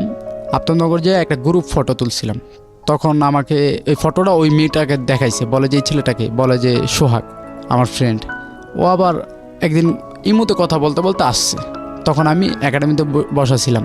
এর ভিতরে আইসা বললো যে এই সোহাগ আছে, কথা বলবা তুমি? বলে হ্যাঁ দাও। তখনই ওর মধ্যেই 1 থেকে 1.5 ঘন্টার মতো কথা বললাম।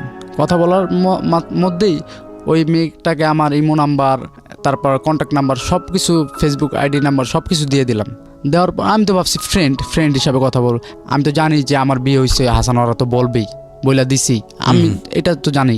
কিন্তু ওরা বলে নাই আসলে যে আমার বিয়ে হয়েছে, এটা বলে নাই। মেয়েটার সাথে কথাবার্তা বলি, প্রতিদিন মেয়েটা ফোন দেয়। মেয়েটার বাড়ি ফরিদপুর। এই কথাবার্তা বলি। একদিন আমার একটা সমস্যা ছিল, আমি বললাম যে একটা সমস্যা পড়ছি, ঠিক আছে। কয় কী সমস্যা? আমি বলি কিছু টাকার দরকার ছিল। বলে কত টাকা? আমি বলি না, আপনার কাছ থেকে আমি টাকা নেব কেন? আমি আপনি করে বলি, উনি আপনি করে বলে টাকা নেব কেন? বলে যে না, টাকা নেন, কী হয়েছে? আপনি আমার ফ্রেন্ড না? আমি ফ্রেন্ড হইলো কি, আপনার কাছ থেকে তো আমি টাকা নেব না। অনেক জোর জবরদস্তি করে ওই হাসানকে দিয়েই টাকা দিল আমাকে, 5,000 টাকা। 5,000 টাকা দিল। এইটা আবার লাখি শুনছে।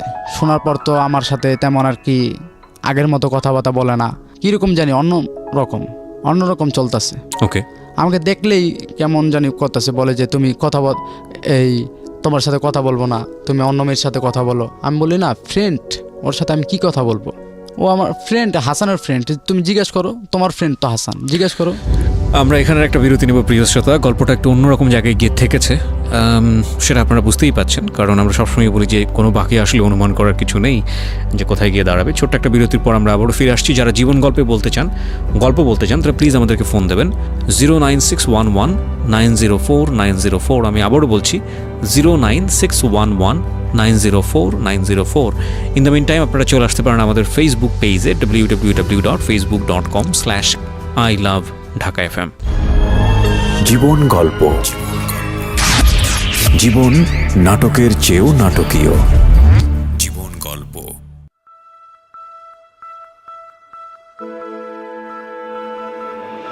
লাভ, hate, challenge, motivation, lies, truth, impossible, virtue, morality, something beyond entertainment. Welcome to my stage of reality. Stay tuned. Sunday and Wednesday with me RJ Kibriya, only on Dhaka FM 90.4.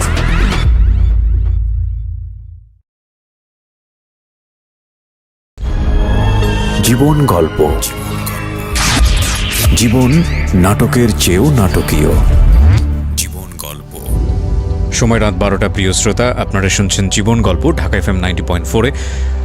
সোহাগ রয়েছে আজকে তার জীবন গল্প নিয়ে। আমি কথা না বাড়িয়ে সোহাগের কাছে আবারও ফিরবো। সোহাগ, আমরা যেখানটায় ছিলাম, জি, মেয়েটার নাম কি ছিল ফরিদপুরের যে মেয়েটা? নিশি আক্তার মিম। নিশি আক্তার মিম, ওকে, বলুন তারপর।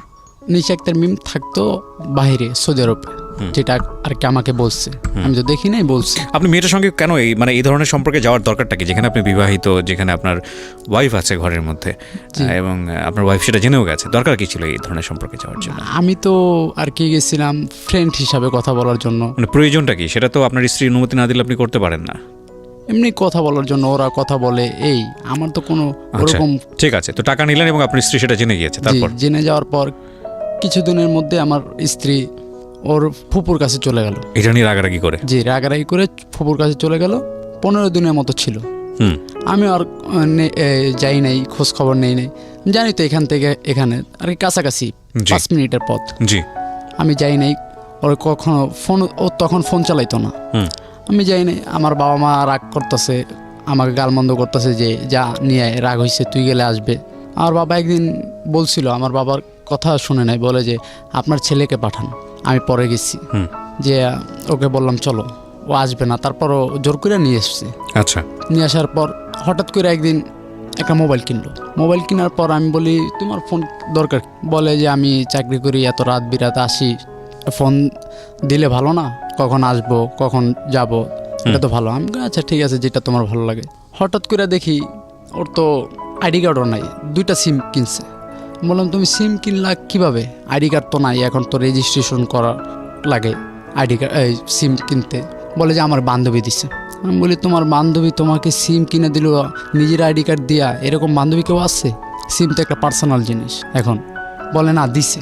তখন আমার মনে একটু সন্দেহ হইতে লাগলো যে একটা মেয়ে আরেকটা মেয়েকে চিনে না, জানে না, গার্মেন্টসের মাধ্যমে পরিচয় হয়েছে, আর সিম কিনে দিল নিজের আইডি কার্ড দেয়া। তখন থেকে আমার একটু সন্দেহ হয়েছে। তার আমি বললাম যে সত্যি মেয়েটা দিছে? বলে যে হ্যাঁ, মেয়ে দিছে। আমি আর অতটা কেয়ার করি নাই, আমি তো ওকে বিশ্বাস করতাম। ওকে। হঠাৎ করে একদিন ওর ফোন টিপতেছি, দেখি কি নাম্বার, কয়েকটা নাম্বার দেখলাম অচেনা নাম্বার। আমি বললাম এই নাম্বারগুলো কার? বলে আমাকে একটা বড় ভাইয়ার নাম্বার, আরেকটা চিনি না, আরেকটা বলে যে ওই রং নাম্বারে ফোন দিচ্ছে, আরেকটা বলে যে যেখান থেকে সিম কিনছি ওই ছেলে ফোন দিতেছে, হুম। এরকম ডিস্টার্ব করে। আমি কই তুমি আমাকে এগুলো বলছো একবারও? কয় না, আমি বলি নাই, ভাবছিলাম এমনি চলে যাবে। আমি কই তুমি বলছো ওদের যে তোমার বিবাহিতা? বলে না বলি নাই, বলবো। আমি কই তুমি বলো নাই বলবে চলে যাবে, এটা কেমন ধরনের কথা? দাও আমার কাছে দাও, আমি ফোন তোমার নেওয়ার দরকার নাই। আমি সেদিন আর ফোন দেই নেই। এরকম আস্তে আস্তে আমি সেদিনকে ওই ছেলেটাকে ফোন দিলাম।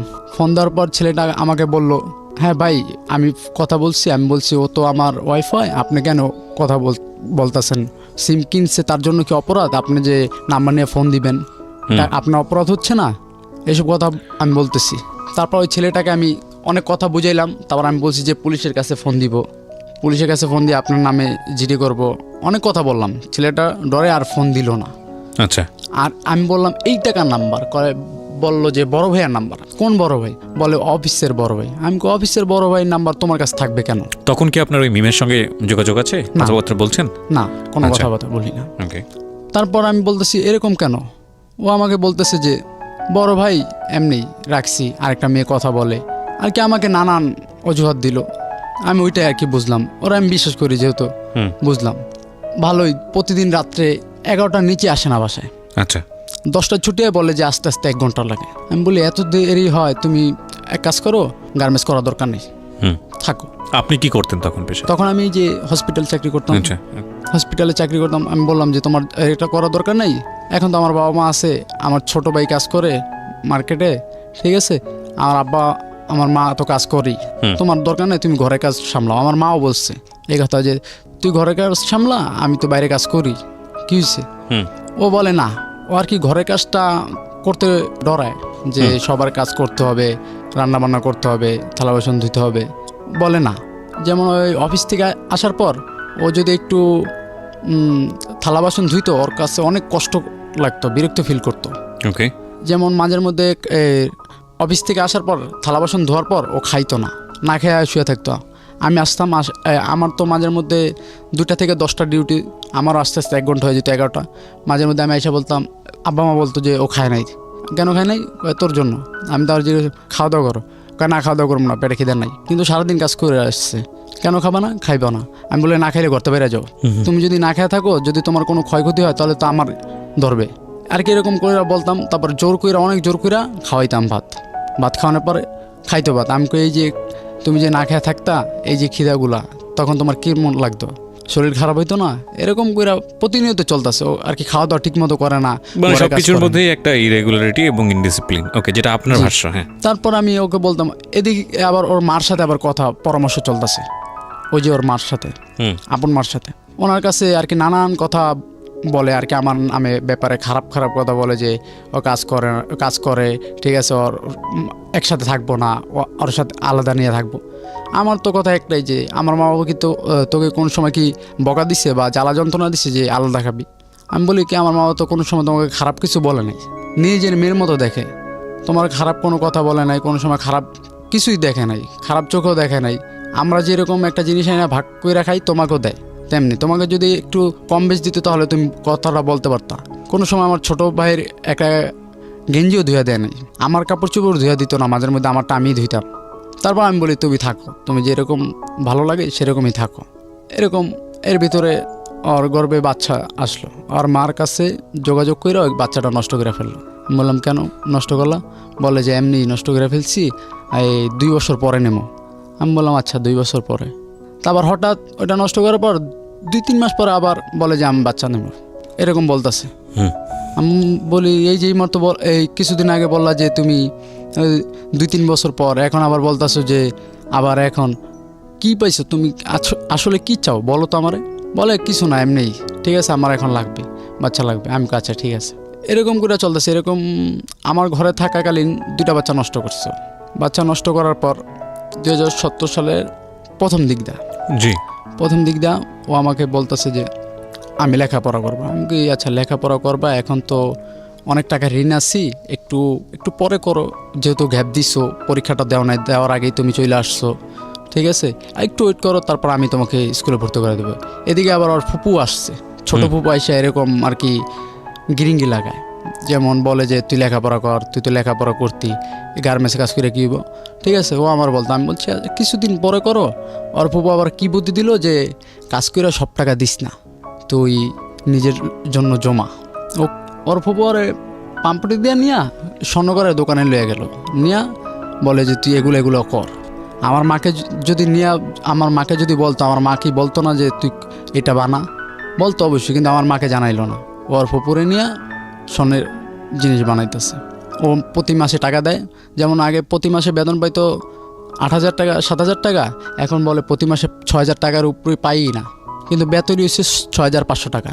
এটা আমি জানি, কিন্তু আমার মামা বলছে যে 6,000 টাকা। আমি একটা জিনিস যেটা বুঝতে পারছি, আপনাদের সংসারের মধ্যে বিভিন্ন রকমের টানাপোড়েন শুরু হয়েছে। জি জি, তারপরে আমরা ইন ডিটেলে না যাই, কারণ এগুলো শুনতে খুব নাস্টি লাগে এই কারণে যে কম বেশি সব পরিবারেই এই ঘটনাগুলো ঘটে, কিন্তু sound not good. Another thing is that যে এই বিষয়গুলো নিয়ে যদি ভবিষ্যতের দিকে একটা নেগেটিভ কিংবা একটা খুব বড় রকমের ইম্প্যাক্ট তৈরি হয়, তাহলেই এটা একটা ঘটনা। নইলে এগুলো আসলে প্রত্যেকটা সংসারেই কম বেশি হয়, কি শিক্ষিত কি অর্ধশিক্ষিত কি মূর্খ, হোয়াট এভার ইট ইজ, প্রত্যেকটা সংসারেই এই ঝামেলাগুলো আছে। জি বলুন। আর কি ওর ফুপু আর কি আস্তে আস্তে ওরে খারাপ পরামর্শ দিতে থাকে। স্বামী স্ত্রীর ভিতরে ঝগড়া লাগতেই পারে, যেমন ও বেশিরভাগই ঝগড়া লাগে ও খাওয়া দাওয়া করবে না। সবচেয়ে ভয়ানক ভুলগুলো আসলে এই থার্ড পার্টি থেকেই হয়। ওকে, যখন এই জিনিসগুলোকে লাই দেওয়া হয় বা একপাক্ষিকভাবে একটা ডিসিশন নেওয়া হয়। যাই হোক, বলেন।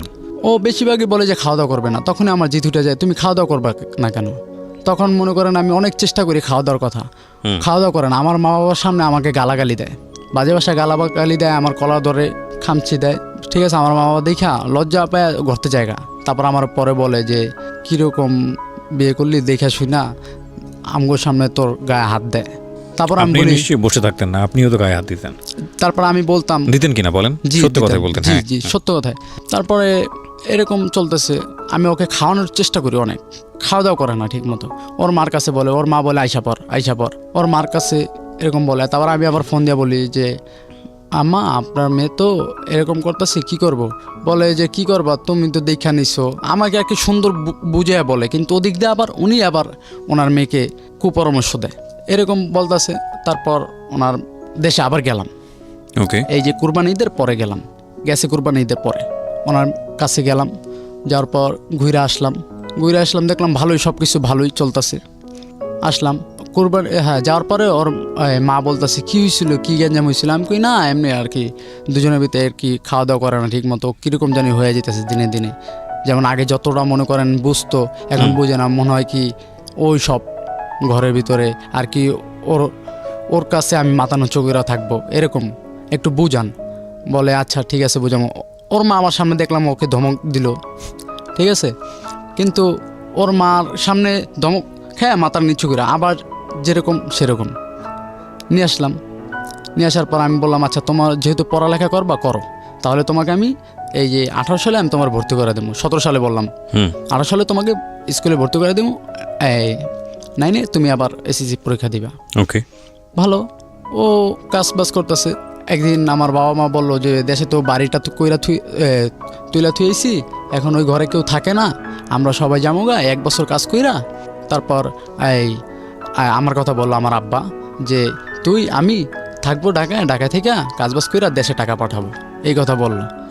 আর মা, আমার ছোট ভাই, আরেক ছোট ভাই আর আমার ওয়াইফ, 4 জন গ্রামে থাকবো। ও আমাকে ধৈরা কি বললো, রাত্রেবেলা জড়া ধৈরা বলে কি কান্না করে দিছে, বলে যে তোমার জন্য আমি এখানে আসছি, তোমাকে ছাড়া আমি থাকতে পারি না, 1 মুহূর্ত থাকতে পারি না, আমি তোমাকে ছাড়া কীভাবে থাকবো?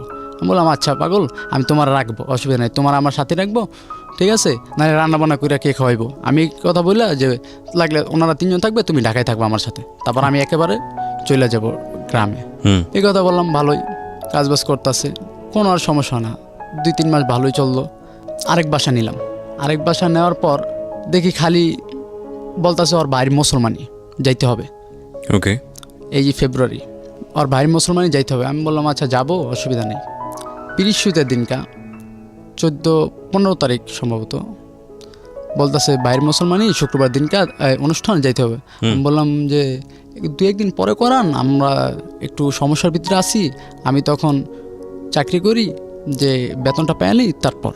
ওকে, ভালোই কিন্তু ও বলে যে বৃহস্পতির দিনকে যাবে। আমার বাবা মা বলতেছে যে বৃহস্পতির দিনকে তো ছেলের বউ আর ছেলেকে বাইরে পাঠানো যায় না আর কি।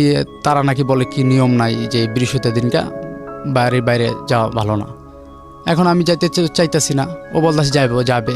আচ্ছা ঠিক আছে, আমি আব্বা আমারে বললাম কি হইব, কপালে যা আছে তাই হইব, যাক যাম। এর ভিতরে আমার খালুরে ফোন দিল, ফোন দিয়ে বলে যে বাস আছে। খালু আবার বলে যে বাসের অবরোধ যেহেতু বলছে, ও মনে হয় কি পাগল হয়ে গেছে গা, ওর গ্রামে যাইতেই হবে। তখন প্রায় 2টা থেকে 2:30 বাজে। সকালবেলা রান্না বান্না করছে, তারপর খাইলাম, নুডলস রান্না করলাম, খাইলাম। দুপুরে পোলাও আর হইছে গা মুরগির গোশ পাক করছে।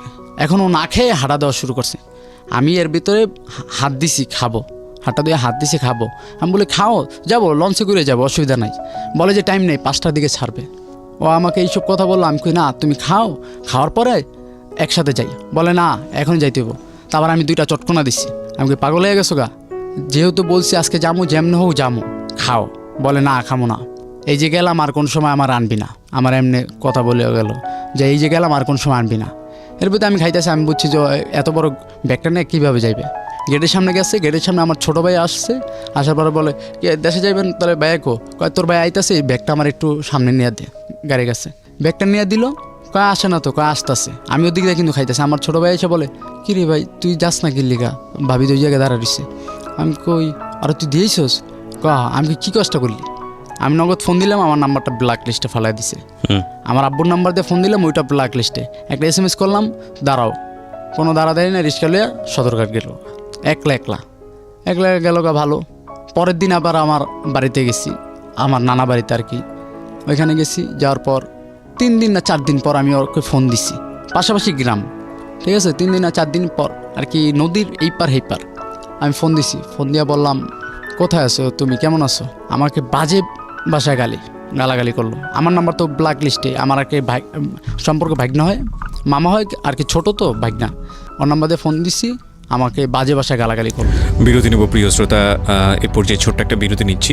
এই গল্পের একটা ফিনিশিং আছে, চমৎকার একটা ফিনিশিং, সেই জন্যই গল্পটাকে এগিয়ে নেওয়া। সংসার জীবনের এই সব যে টানা পড়েন এবং এক ধরনের ডিনামিক্স, এটা যে আজকে ঈদের রাতে শুনতে ভালো লাগছে ঠিক সেটা বলবো না, বাট আমাদের জীবন গল্পের ওই রকমের থিমটা আমরা কখনোই মেনটেন করি না যে স্পেশাল ডে বলে আজকে একটা স্পেশাল এপিসোড, কারণ প্রত্যেকটা গল্পই আসলে special.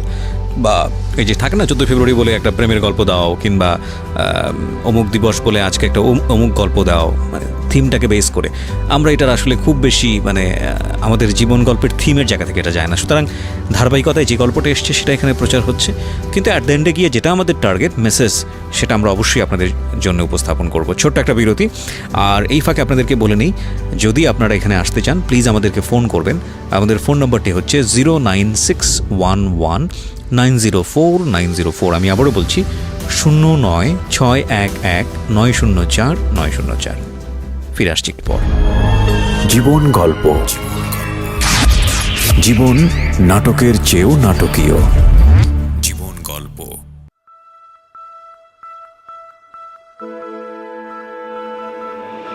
Love, hate, challenge, motivation, lies, truth, impossible, virtue, morality, something beyond entertainment. Welcome to my stage of reality. Stay tuned. Sunday and Wednesday with me RJ Kibriya, only on Dhaka FM 90.4.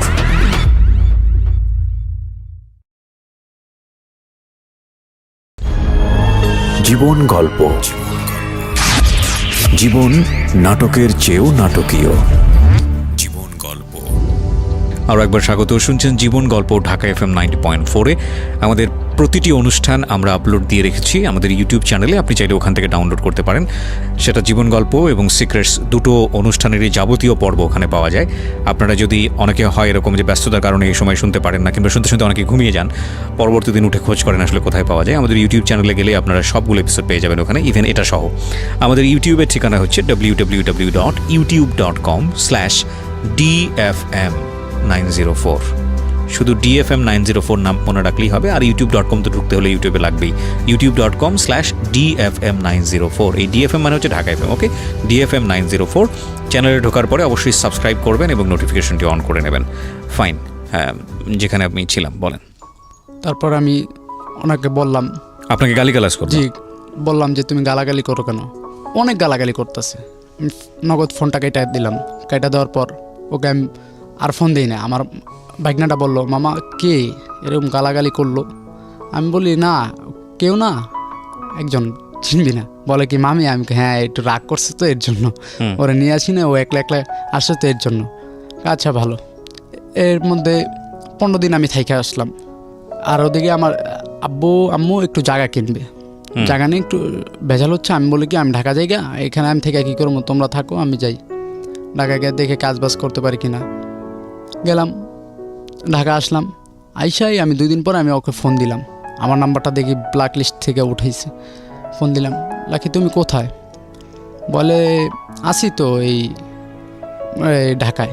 আমি ঢাকায় আসো, তাহলে তুমি বাসায় আসলা না কেন? কয় কার বাসায় আসবো? কোথায় আসবে? আমি বললাম আমার বাসায়। কেন, তুমি চিনো না বাসা কোথায়? বলে না, আমি তো আসবো না। আমি কেন আসবা না? কী হয়েছে তোমার? বলে কী হয়েছে মানে? আমি তোমার বাসায় আসবো না, আমি তোর ভাত খাবো না। তো তুমি তো তুই গেছে, বলে যে তোর ভাত আমি খাবো না। আমি কি করছি, তুমি আমার ভাত খাইবা না? এটা কি বলো না বলো? বলে যে না, তোর ভাত আমি খাবো না, আমি থাকবো না। কেন থাকবা না? না ভালো লাগে না, তুই ভালো না। তোর বলছিলাম যে আমি গেলে আর আনবি না আমারে। আমি বললাম কি বলো না বলো, এগুলো তো ঝগড়ার ভিতরে হয়, তাতে তুমি কি এরকম চলে যাইবা? কোনো কথা আছে এটা? ওরে বলতেছি, ও আমার কোনো কথাই শুনতেছে না। ফোনটা কেটে দিল। যাও, ফোনটা কেটে দিছো, ভালো হয়েছে। আবার আমার বাবা মা 15 দিন পরে আসলো। 15 দিনে আসার পর আমি আবার ফোন দিলাম। ফোন দেওয়ার পর সেদিন 1.5 ঘন্টার মতো কথা হইলো। আমি অনেক বুঝাইলাম, আমার বাবা মাকে দিলাম, আমার বাবা মা বুঝাইলো, কিন্তু আসে না। ও টোটালি আসে না, বলে যে আসবে না, আপনার ছেলেকে বিয়ে করে দেন। আমার বাবা বলে কি, এটা তুমি কি বলো, ছেলেকে বিয়ে করে দেবো মানে? বলে যে হ্যাঁ বিয়ে করে দেন, ওর সাথে আমি ভাত খাবো না, ওর সংসার করবো না, এই কথা বলে।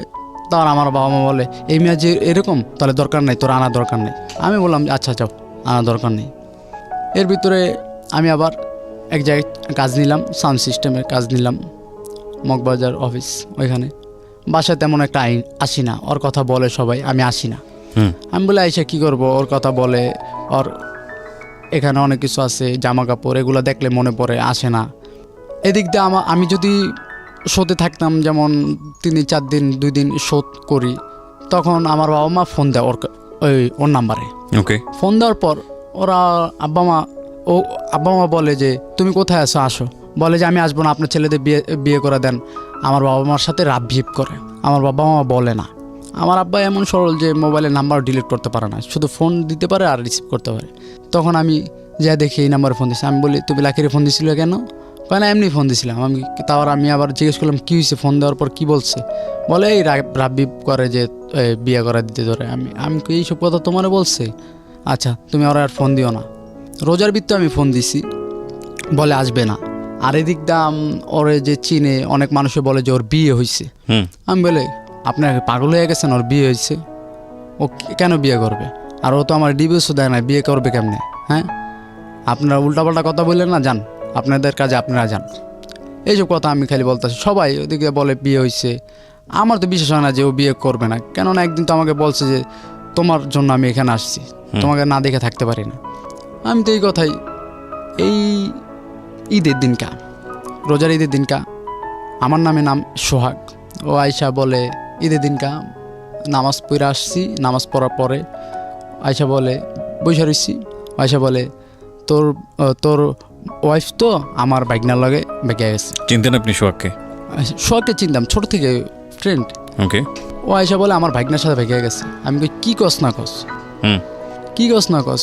কয় হ্যাঁ। আমি কই উল্টাপাল্টা কথা কইস না, তোর কিন্তু আমার মাইর দেবো। কয় না, তুই বিশ্বাস না করলে দেখ। ফোন দিছে, আমাকে ফোন দে। ওর খালার কাছে ফোন দিছে। ওর খালার পাশের বাড়ি থাকে ওই ছেলের নাম, এক নাম খোকন আর এক নাম সুজন। ফোন দিছে ওর খালার কাছে, বলে হ্যাঁ খোকন তো বিয়ে করছে। কয় কারে জানি বিয়ে করছে, আর কি ওনার মুখ দিয়ে জিজ্ঞেস করার জন্য। বলে লাখি, কয় লাখি কি বিয়ে হয়েছিল? হ্যাঁ, কয় বিয়ে হয়েছিল। কয় কার লগে? কয় সোহাগ নামে একটা পোলার লগে। আমার আর কি এটুক শোনাইলো। আমি ওই ছেলেরে ফোন দে, ওই ছেলের কাছ থেকে শুনবো ওকে যার সাথে বিয়ে হয়েছে। ওই ছেলের ফোন দিছে, ধরছে ছেলের অন্য আরেকটা ছেলে ধরছে, ধরে বলে যে এই খোকনের কি খোকনের বউ কই? খোকনের বউ কই মানে? খোকনে তো বিয়ে করে নাই। দেখেন, কেউ জানতে দেয় না বিয়ে করে না। কয় খোকনে তো বিয়ে করছে জানি। কয় মেয়ে আমার রুমমেট, আমি জানি না বিয়ে হয়েছে, আপনি জানেন? কে বলতেছে? ওই যাকে ফোন দিছে, মানে যাকে ফোন দিছে সে হলো খোকনের রুমমেট আর কি বলতেছে যা। ওকে। বলে যে আমার রুমমেট, আমি জানি না আপনি জানেন বিয়ে হয়েছে। আমি তো আবার একটু বিশ্বাস হইলাম কি বিয়ে হয় নাই, ফ্যাক মিথ্যা কথা বলতেছে। আমি বললাম হেই বেটা, কি উল্লাপাল্লা কথা, ঈদের দিনকে বেটা মন মেজাজ খারাপ করে দিতেছিস বেটা, যা কাজে যা। আপনি কি জানতেন আগে থেকে যে ওই ছেলেটার সঙ্গে এরকম সম্পর্ক আছে না আপনার? না, এইসব আমি কিছুই জানতেন না? কিচ্ছু জানতাম না, ওরা অনেক বিশ্বাস করতাম, বললাম না। তারপর এরকম চলতেছি ফিরতেছি, এদিক দিয়ে শুনি আর কি আশেপাশে মানুষের কাছে শুনি যে না ওর বিয়ে হয়েছে, নানান ধরনের নানান কথা বলে, নানান কথা বলে। আমি তো বিশ্বাস করি না টোটাল। যে যাই বলো, আমি কই তোর কাছে প্রমাণ আছে, তুই দেখছস? না। তারপর ওর নাম্বার আমি ফোন দিলাম একদিন, ফোন দিয়া বললাম, ওয়াইফের নাম্বারে? হ্যাঁ, ওয়াইফের নাম্বারে ফোন দিয়া, অনেকদিন বন্ধ ছিল, ফোন দিয়ে ধরলাম। এর ভিতরে একটা ছেলে ফোন ধরছে। আমি বললাম কি ভাই আপনি কি হন? আমি পাগলের মতো হয়ে গেছি। কয় আমি কিছু হই না। আমি কি ভাই ওর কি বিয়ে হয়েছে? ওই ছেলেও মিথ্যা কথা বলে, দেখেন, বলে যে না বিয়ে হয়নি। আমি বললাম, তখন মনটা একটু সান্ত্বনা দিলাম যে না বিয়ে হয়। আমি ওর কি হন? বলে যে আমাকে বড় ভাই হিসাবে ডাকে, ঠিক আছে, আমার মাকে তো হসপিটালে নিয়ে আসছি, ঢাকা মেডিকেল, ওর ফোনটা আমি নিয়ে আসছি, আমার তো ফোন নাই এর জন্য। আমি ও আচ্ছা ঠিক আছে ভাই, আপনি যাবেন কবে? বলে যে যাবো এই সপ্তাহখানিক লাগবে। আমি বলি ভাই ওর তো কোনো সমস্যা হয় নাই।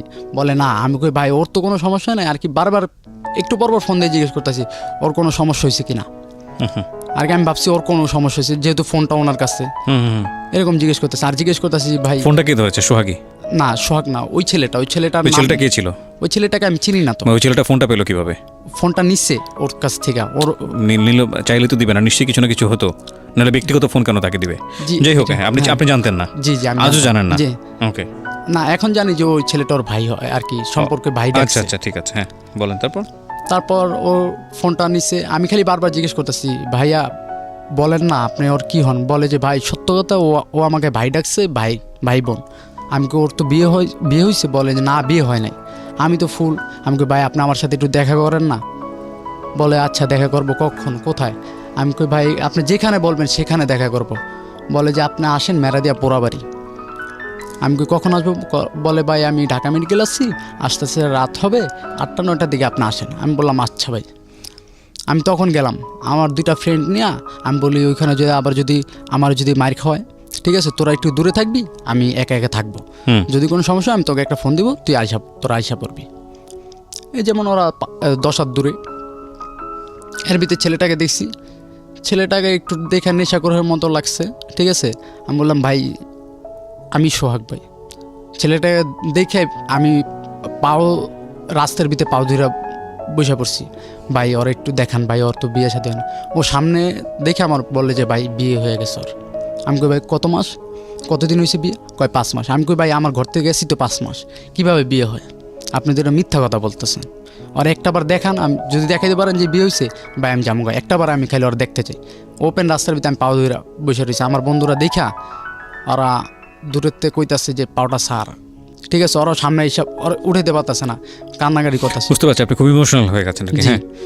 তারপর ওই ছেলেটা বললো আচ্ছা ভাই দূর থেকে দেখবেন। আমি কই ভাই দূর থেকে, একটা নজর দূর থেকে দেখবো। হাঁটতাছি হঠাৎ করে ছেলেটা অন্যদিকে চলে গেছে। আমি তো মাথার ভিতরে একটাই চিন্তা যে ওরে দেখবো, আমি এরকম বেহুশের মতো হাঁটতাছি। আমার পিছে আমার ফ্রেন্ড আইসা দোনোটা বলে কি রে তুই কই যাস ওদিকে? আমি কই দেহস না একজনের সাথে যাইতাছি লাখিরে দেখতে। কই বেটা দেখতো আসে নাকি? আমি কই কিরে কই গেল? ওরা আমার 2জনে ধইরা আবার নিয়ে আসলো। এরকম ফোন দিতেছি। ওই ছেলেটা কয়েকদিন পর লাকিকে বলল যে তোর আগের জামাই তো মনে কর পাগল হয়ে গেছে, পাগলের মতো কান্নাকাটি করতেছে রাস্তার ভিতরে, ঠিক আছে আমার ধরছে, তুই ওর একটাবার ফোন দে বা একটু দেখা কর। ও আমার ফোনও দিতেছে না, দেখা করে না। তারপর জুলাই মাসের 1 তারিখে আমাকে ফোন দিছে আরেক মেয়ের নাম্বার দিয়া। তখন আমার ফোন নাই, আমার আব্বুর ফোনটাই আমি রাখতাছি। ফোন দিছে হঠাৎ আমার আরেকটা ফ্রেন্ড যে হানিফ, ও আমাকে নিয়ে হাঁটাইতেছে, হাঁটা চলা করাইতেছে যে আমার মন মানসিকতা ভালো না, হাঁটতেছে আরও আমার বুঝাইতেছে। এর ভিতরে ফোন দিছে, আমি সালাম দিছি, পরে যে আমি বলি কে, বলে লাখি। আমি নগদ ওইখানে শর্ট হয়ে গেলাম যে লাখি তুমি এই নাম্বার পাইলে কোথায়, আর কোথায় আসো, কীভাবে আসো, আমি এইসব জিজ্ঞেস করতেছি। বলে আমি যেইখানে আছি ভালোই আছি, ঠিক আছে, তুই কোথায় আসোস, আমার তুই করে করতেছে। আমি কই এখন তুই করে বলতেছো, আচ্ছা বলো, অসুবিধা নাই। আমি আসি এই যে বনশ্রী আছি 4তলা অফিসের সামনে। বলে ও, কয় তুই নাকি আমার পাগলের মতো খুঁজতেছোস। আমি কই হ্যাঁ, পাগলের মতো খুঁজবো না। কয় আমি কই তুমি কোথায় আসো, আসো বাসায় আসো বা দেখা করো, তোমার আমি দেখি। ও বলে না, দেখা করার দরকার নেই, তোর সাথে সম্পর্কই রাখবো না, দেখা করার কী দরকার। আমাকে বলতাছে। আমি কই না, তুমি দেখা করো না, আর কি অনেক কথা বলতাছি। এরপর তো বলতেছি যে তোমার যদি আমি যদি না দেখতে পারি বা আমি যদি তোমার না পাই, মরে যাবো। ও আমার বলে কি তুই মরে যা, ও আমার মরে যা বললেই ফোনটা ওই ওর ফ্রেন্ডকে দিয়ে দিচ্ছি আর কি, লাকির ফ্রেন্ড আর কি, বান্ধবী দিয়ে দিচ্ছি। এই সময়টাতে ফ্যাক্ট এরকম হয়, যত বেশি ডিনাই করবে অপরপক্ষ, এই পক্ষে তত বেশি আগ্রহ জন্মাবে। মেয়েটা বেশি হার্ড হচ্ছে, ও আরও বেশি উইক হচ্ছে। হ্যাঁ বলেন। তারপর আমি ওর বান্ধবীকে দিল। আমি তারপর বললাম যে আপু আপনার সামনে বলছে না যে আমাকে মারা যেতে, দেখেন আমি কি করি। ওর সাথে আমি কথা বলতাছি, ওই 4তলা অফিস থেকে এক দৌড় দিছি, দৌড় দিয়ে আমি 8তলায় উঠছি। আমার পিছে কিন্তু আমার ফ্রেন্ড হানিফও পিছে আসতেছে। আশা ও একটু স্বাস্থ্যবান তো, ও দৌড়াইতেছে, ও বুঝছে যে আমি যে কোনো একটা ঘটনা ঘটায় ফেলবো। ও আমার পিছ ছাড়তেছে না। আমি 8তলা এসে লাভ দিব, এর ভিতরে দেখি পাশে কানে লাভ দিছি অলরেডি, দেখি পাশে কানে এসে, আর আমি নিচে পড়তে পারি না। ও এসে ধরে ফেলছে, আর আমার তো শরীর হাত পা একবার ছেড়ে দিছে, আর পারি নাই। পরে ওই মেয়েটা বললো ভাই আপনি কিছু করেন না, আগামীকালকে আমি দেখা করে দেবো, ও জানবো না, আর আপনি আমার কথা বলবেন না, ও কোথায় কাজ করে কি করে আমি সব কিছু আপনার দিয়ে দেবো। আমি আপু সত্যি বিয়ে করছে? বলে সত্যি আপু বিয়ে করছে, ওর বিয়েতে আমরা আনন্দ ফুর্তি করছি। আমাকে বলতেছে ভাইয়া। আমি বলি আপু এটা তো আমি বিশ্বাস করি না, আমি কান্দাকাটি করতেছি, অনেক কান্দাকাটি করতেছি। বলে যে আপনি যদি কালকে দেখতে চান আপনারা আমি দেখাই দিন। আমি বললাম আচ্ছা ভাই, আপু আপনি যদি দেখাইতে পারেন আমি অনেক খুশি হম ভাই। এইসব কথা বলতেছি। তারপরের দিন সকালে যাইনি, লাঞ্চের দিকে এই 10তলা বনশ্রী 10তলা আছে না, ওইখানে শুক্রালী গার্মেন্টস আছে। লাঞ্চের দিকে গেছি আমি। এই টাইমে যাই, এই টাইমে গেছি আমি আর মারুফ আর কবির ফ্রেন্ড। মারুফের নাম তো আগেই বলছি, আর কবির। মারুফের বাইক দিয়ে গেলাম, যা ওইখানে দাঁড়াইলাম, বললাম লাখি কোথায়? লাখির যদি না চিনেন তাহলে মালা, এই 2টা নাম বলতেছি। বলে যে নাই। আমি বললাম ফ্লোর এরকম 6তলা। ওই মেয়েটাকে আমার বলে দিছে যে অমুক জায়গায় কাজ করে, এগুলো সব বললাম। বলে লাঞ্চে খাইতে গেছে। এর ভিতরে একটা মেয়ে ছিল, ওর বাসা চিনতো ওইখানে। ওই মেয়েটা চালু চলে নামে গিয়া বলিয়া দিছে যে তোর আগে জামাই আসছে, পুরা গার্মেন্টস নিয়ে নিছে, ঠিক আছে তুই যাইস না, ওইখানে গেলে মারামারি হবে, অমুক সমুক তুই যাইস না। আর লাকি তো জানে যে ও যদি সামনে আমি মারামারি করবো না। এখন লাকিও ভয় পাইতেছে, আবার চিন্তা করে অনেক ছেলেরা আসছে। এর ভিতরে আমি আবার আমার অনেক কয়েকটা ফ্রেন্ডের ডাক দিছি, ওরা আবার 3-4টা বাইক নিয়ে আসছে। ভালো কয় কি হয়েছে, পাগলের মতো করতেছে কি লেগে, আমার সবাই কইতেছে। আমি কই দোষ এরকম ওরা আইসছে, ও ওই যে কাজ করে। আমার যে নিয়ত যে ওর যদি পাই আমি ঠাটা 2টা চটকনা দিব আগে, হ্যাঁ চটকনা দিয়ে তারপর ওর সাথে কথা বলুন। পরে দেখি 2টা রবার হয়ে গেছে, 2:13 কি 14 বাজে। তারপর আমি ওকে বললাম তোরা যা, আমি আর মারুফ কবির 3জনে এই বাইকটা দিয়ে ওর বাসার সামনে যাই। ওর বাসার ঠিকানা আমি নিয়ে নিচ্ছি যে আওলাদ মিয়ার বাড়ি, ওইখানে যাই। ঘুইরা যাইতে নিচ্ছি আর কি, গার্মেন্টসের পিস দিয়ে যখন যাব, এর ভিতরে দেখি সামনে ও এমন শুকাইছে আর এত কালো হয়ে গেছে, ওরা দেখেছি না জানা, ওকে মারবো কি এখন। ওরা দেখে আমার মনে হইতেছে যে কান্নাইতেছে, ওরা মারবো কি। আমি কই তোমার সাথে কথা আছে। বলে চলো কি কথা বলো। আমি কই ওদিকে কোথায় যাব, আসো এলাকায় আসো, তোমার ওইখানে ফুপু আছে, বাবা আছে, মা আছে, চলো ওইখানে কাছে চলো। আমি তো আবার মারুফের গাড়িতে উঠাইলাম, বাইকে উঠাইলাম। এর ভিতরে একটা ছেলে আইসা, ওই যেটাকে ভাই ডাকছে, ও আইসা বলে এখান থেকে যাইব না। আমি কই আপনি কে যে ও যাবে না, আপনি কে? আমি ওর ভাই। আমি কই ভাই থাকলে না চুপ করে থাকেন, বেশি করলে কিন্তু এই জায়গায় কিন্তু গার খেয়ে মরে যাবেন। এই কথা বললা ওরা নিয়ে আসলাম। তারপর আমার বাবা মা দেখে তো খুব খুশি। এখন আমার বাবা মা খালা খালু সবার সামনে বলতেছে কি জানেন, যে বিয়া না করলেও করছি। ও স্বীকার যেতেছে না যে বিয়া করছি, আমার কাছে বলছে বিয়া করছি, আবার বলে কি বিয়া না করলেও করছি, ওর ভাত খামো না, কিন্তু বিয়ে করছে। ওকে। এখন এই সব কথা আমাকে বলতেছে। আমি বলি কি বিয়ে তুমি তো করোই নাই, ঠিক আছে তুমি থাকো। সেদিনকা বলে ও সবাই গেছে, তারপর আমি বলি ওর সাথে আমি একটু একলা কথা বলতেছি। ও আমাকে ধৈরা কয় ভাই সত্য কথা আমি বিয়ে করছি ভাই। হ্যাঁ আমার বলতেছে। প্রিয় শ্রোতা, আমরা বিরতি নেব এবং শেষবারের মতো ফিরে আসছি আজকের এই জীবন গল্পে। ছোট্ট একটা বিরতির পর আশা করছি আমাদের সাথেই থাকবেন। জীবন গল্প। জীবন নাটকের চেয়েও নাটকীয়। জীবন গল্প।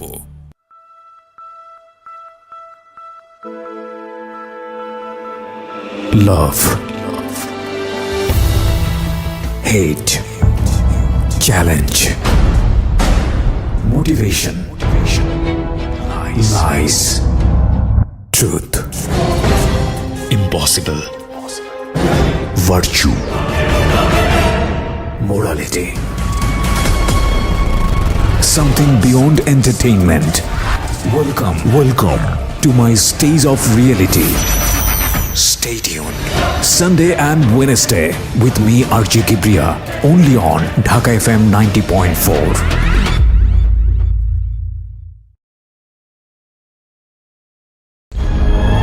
জীবন গল্প। জীবন নাটকের চেয়েও নাটকীয়। জীবন গল্প। স্বাগত আরও একবার, শুনছেন জীবন গল্প ঢাকা FM 90.4-এ। আমি RJ কিবরিয়া আপনার সাথে রয়েছি। সোহাগ রয়েছে আছে তার জীবন গল্প নিয়ে। কথা না বাড়িয়ে সোহাগের কাছে ফিরছি।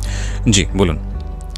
তারপর ও আমাকে বলল, আমি বললাম যে আচ্ছা তুমি যেহেতু বিয়ে করছো তুমি ওকে চাও? বলে যে ওই ছেলেটা অবুঝ। আমি বললাম অবুঝ মানে কয় গ্রামের ছেলে কিছু বুঝে না, ও যদি আমাকে যদি না পায় মরেও যেতে পারে। আমি বললাম আচ্ছা, ওর বলে ওকে যদি বুঝে আসতে পারি তাহলে তোমার সাথে আমি আইসা পড়ব। আমি বললাম আচ্ছা ঠিক আছে।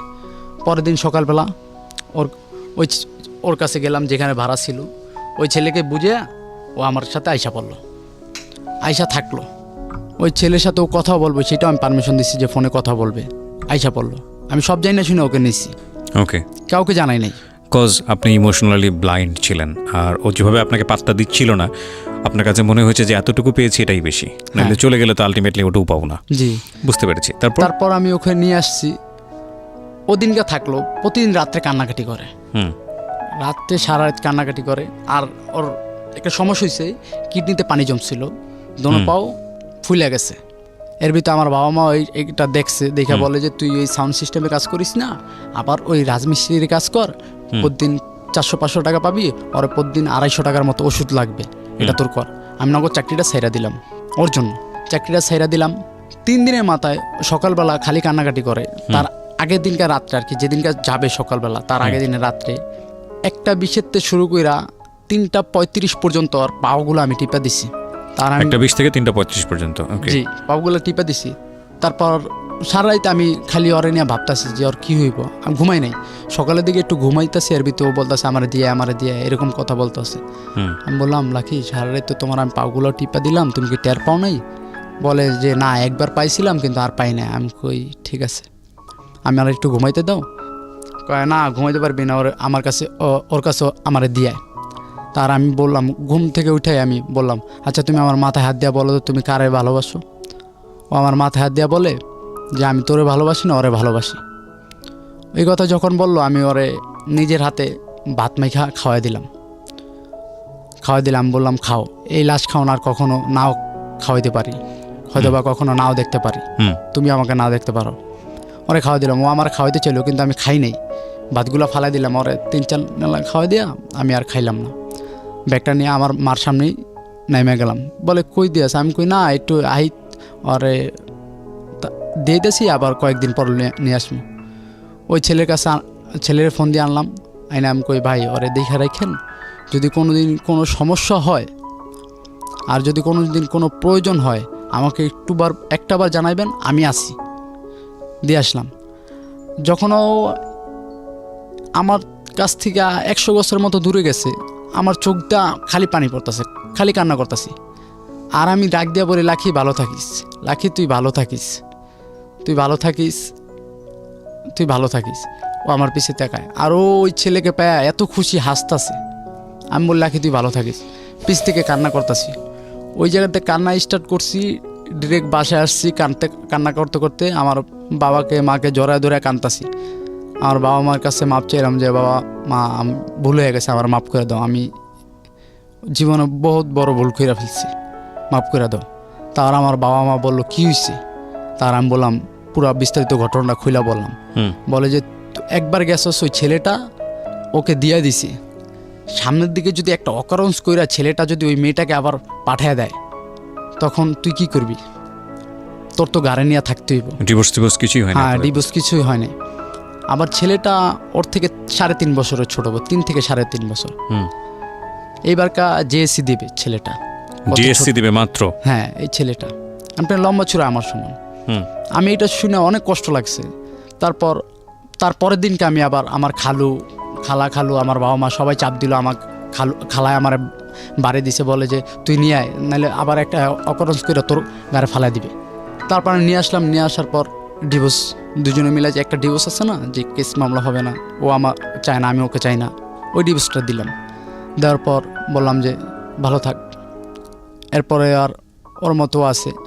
কিছুদিন আগে আমার এক ফ্রেন্ডরে দিয়া বলাইলাম যে বলো তো তুমি এই যে আমাদের বিয়ে ঠিক হয়েছে, তুমি একটু বলো।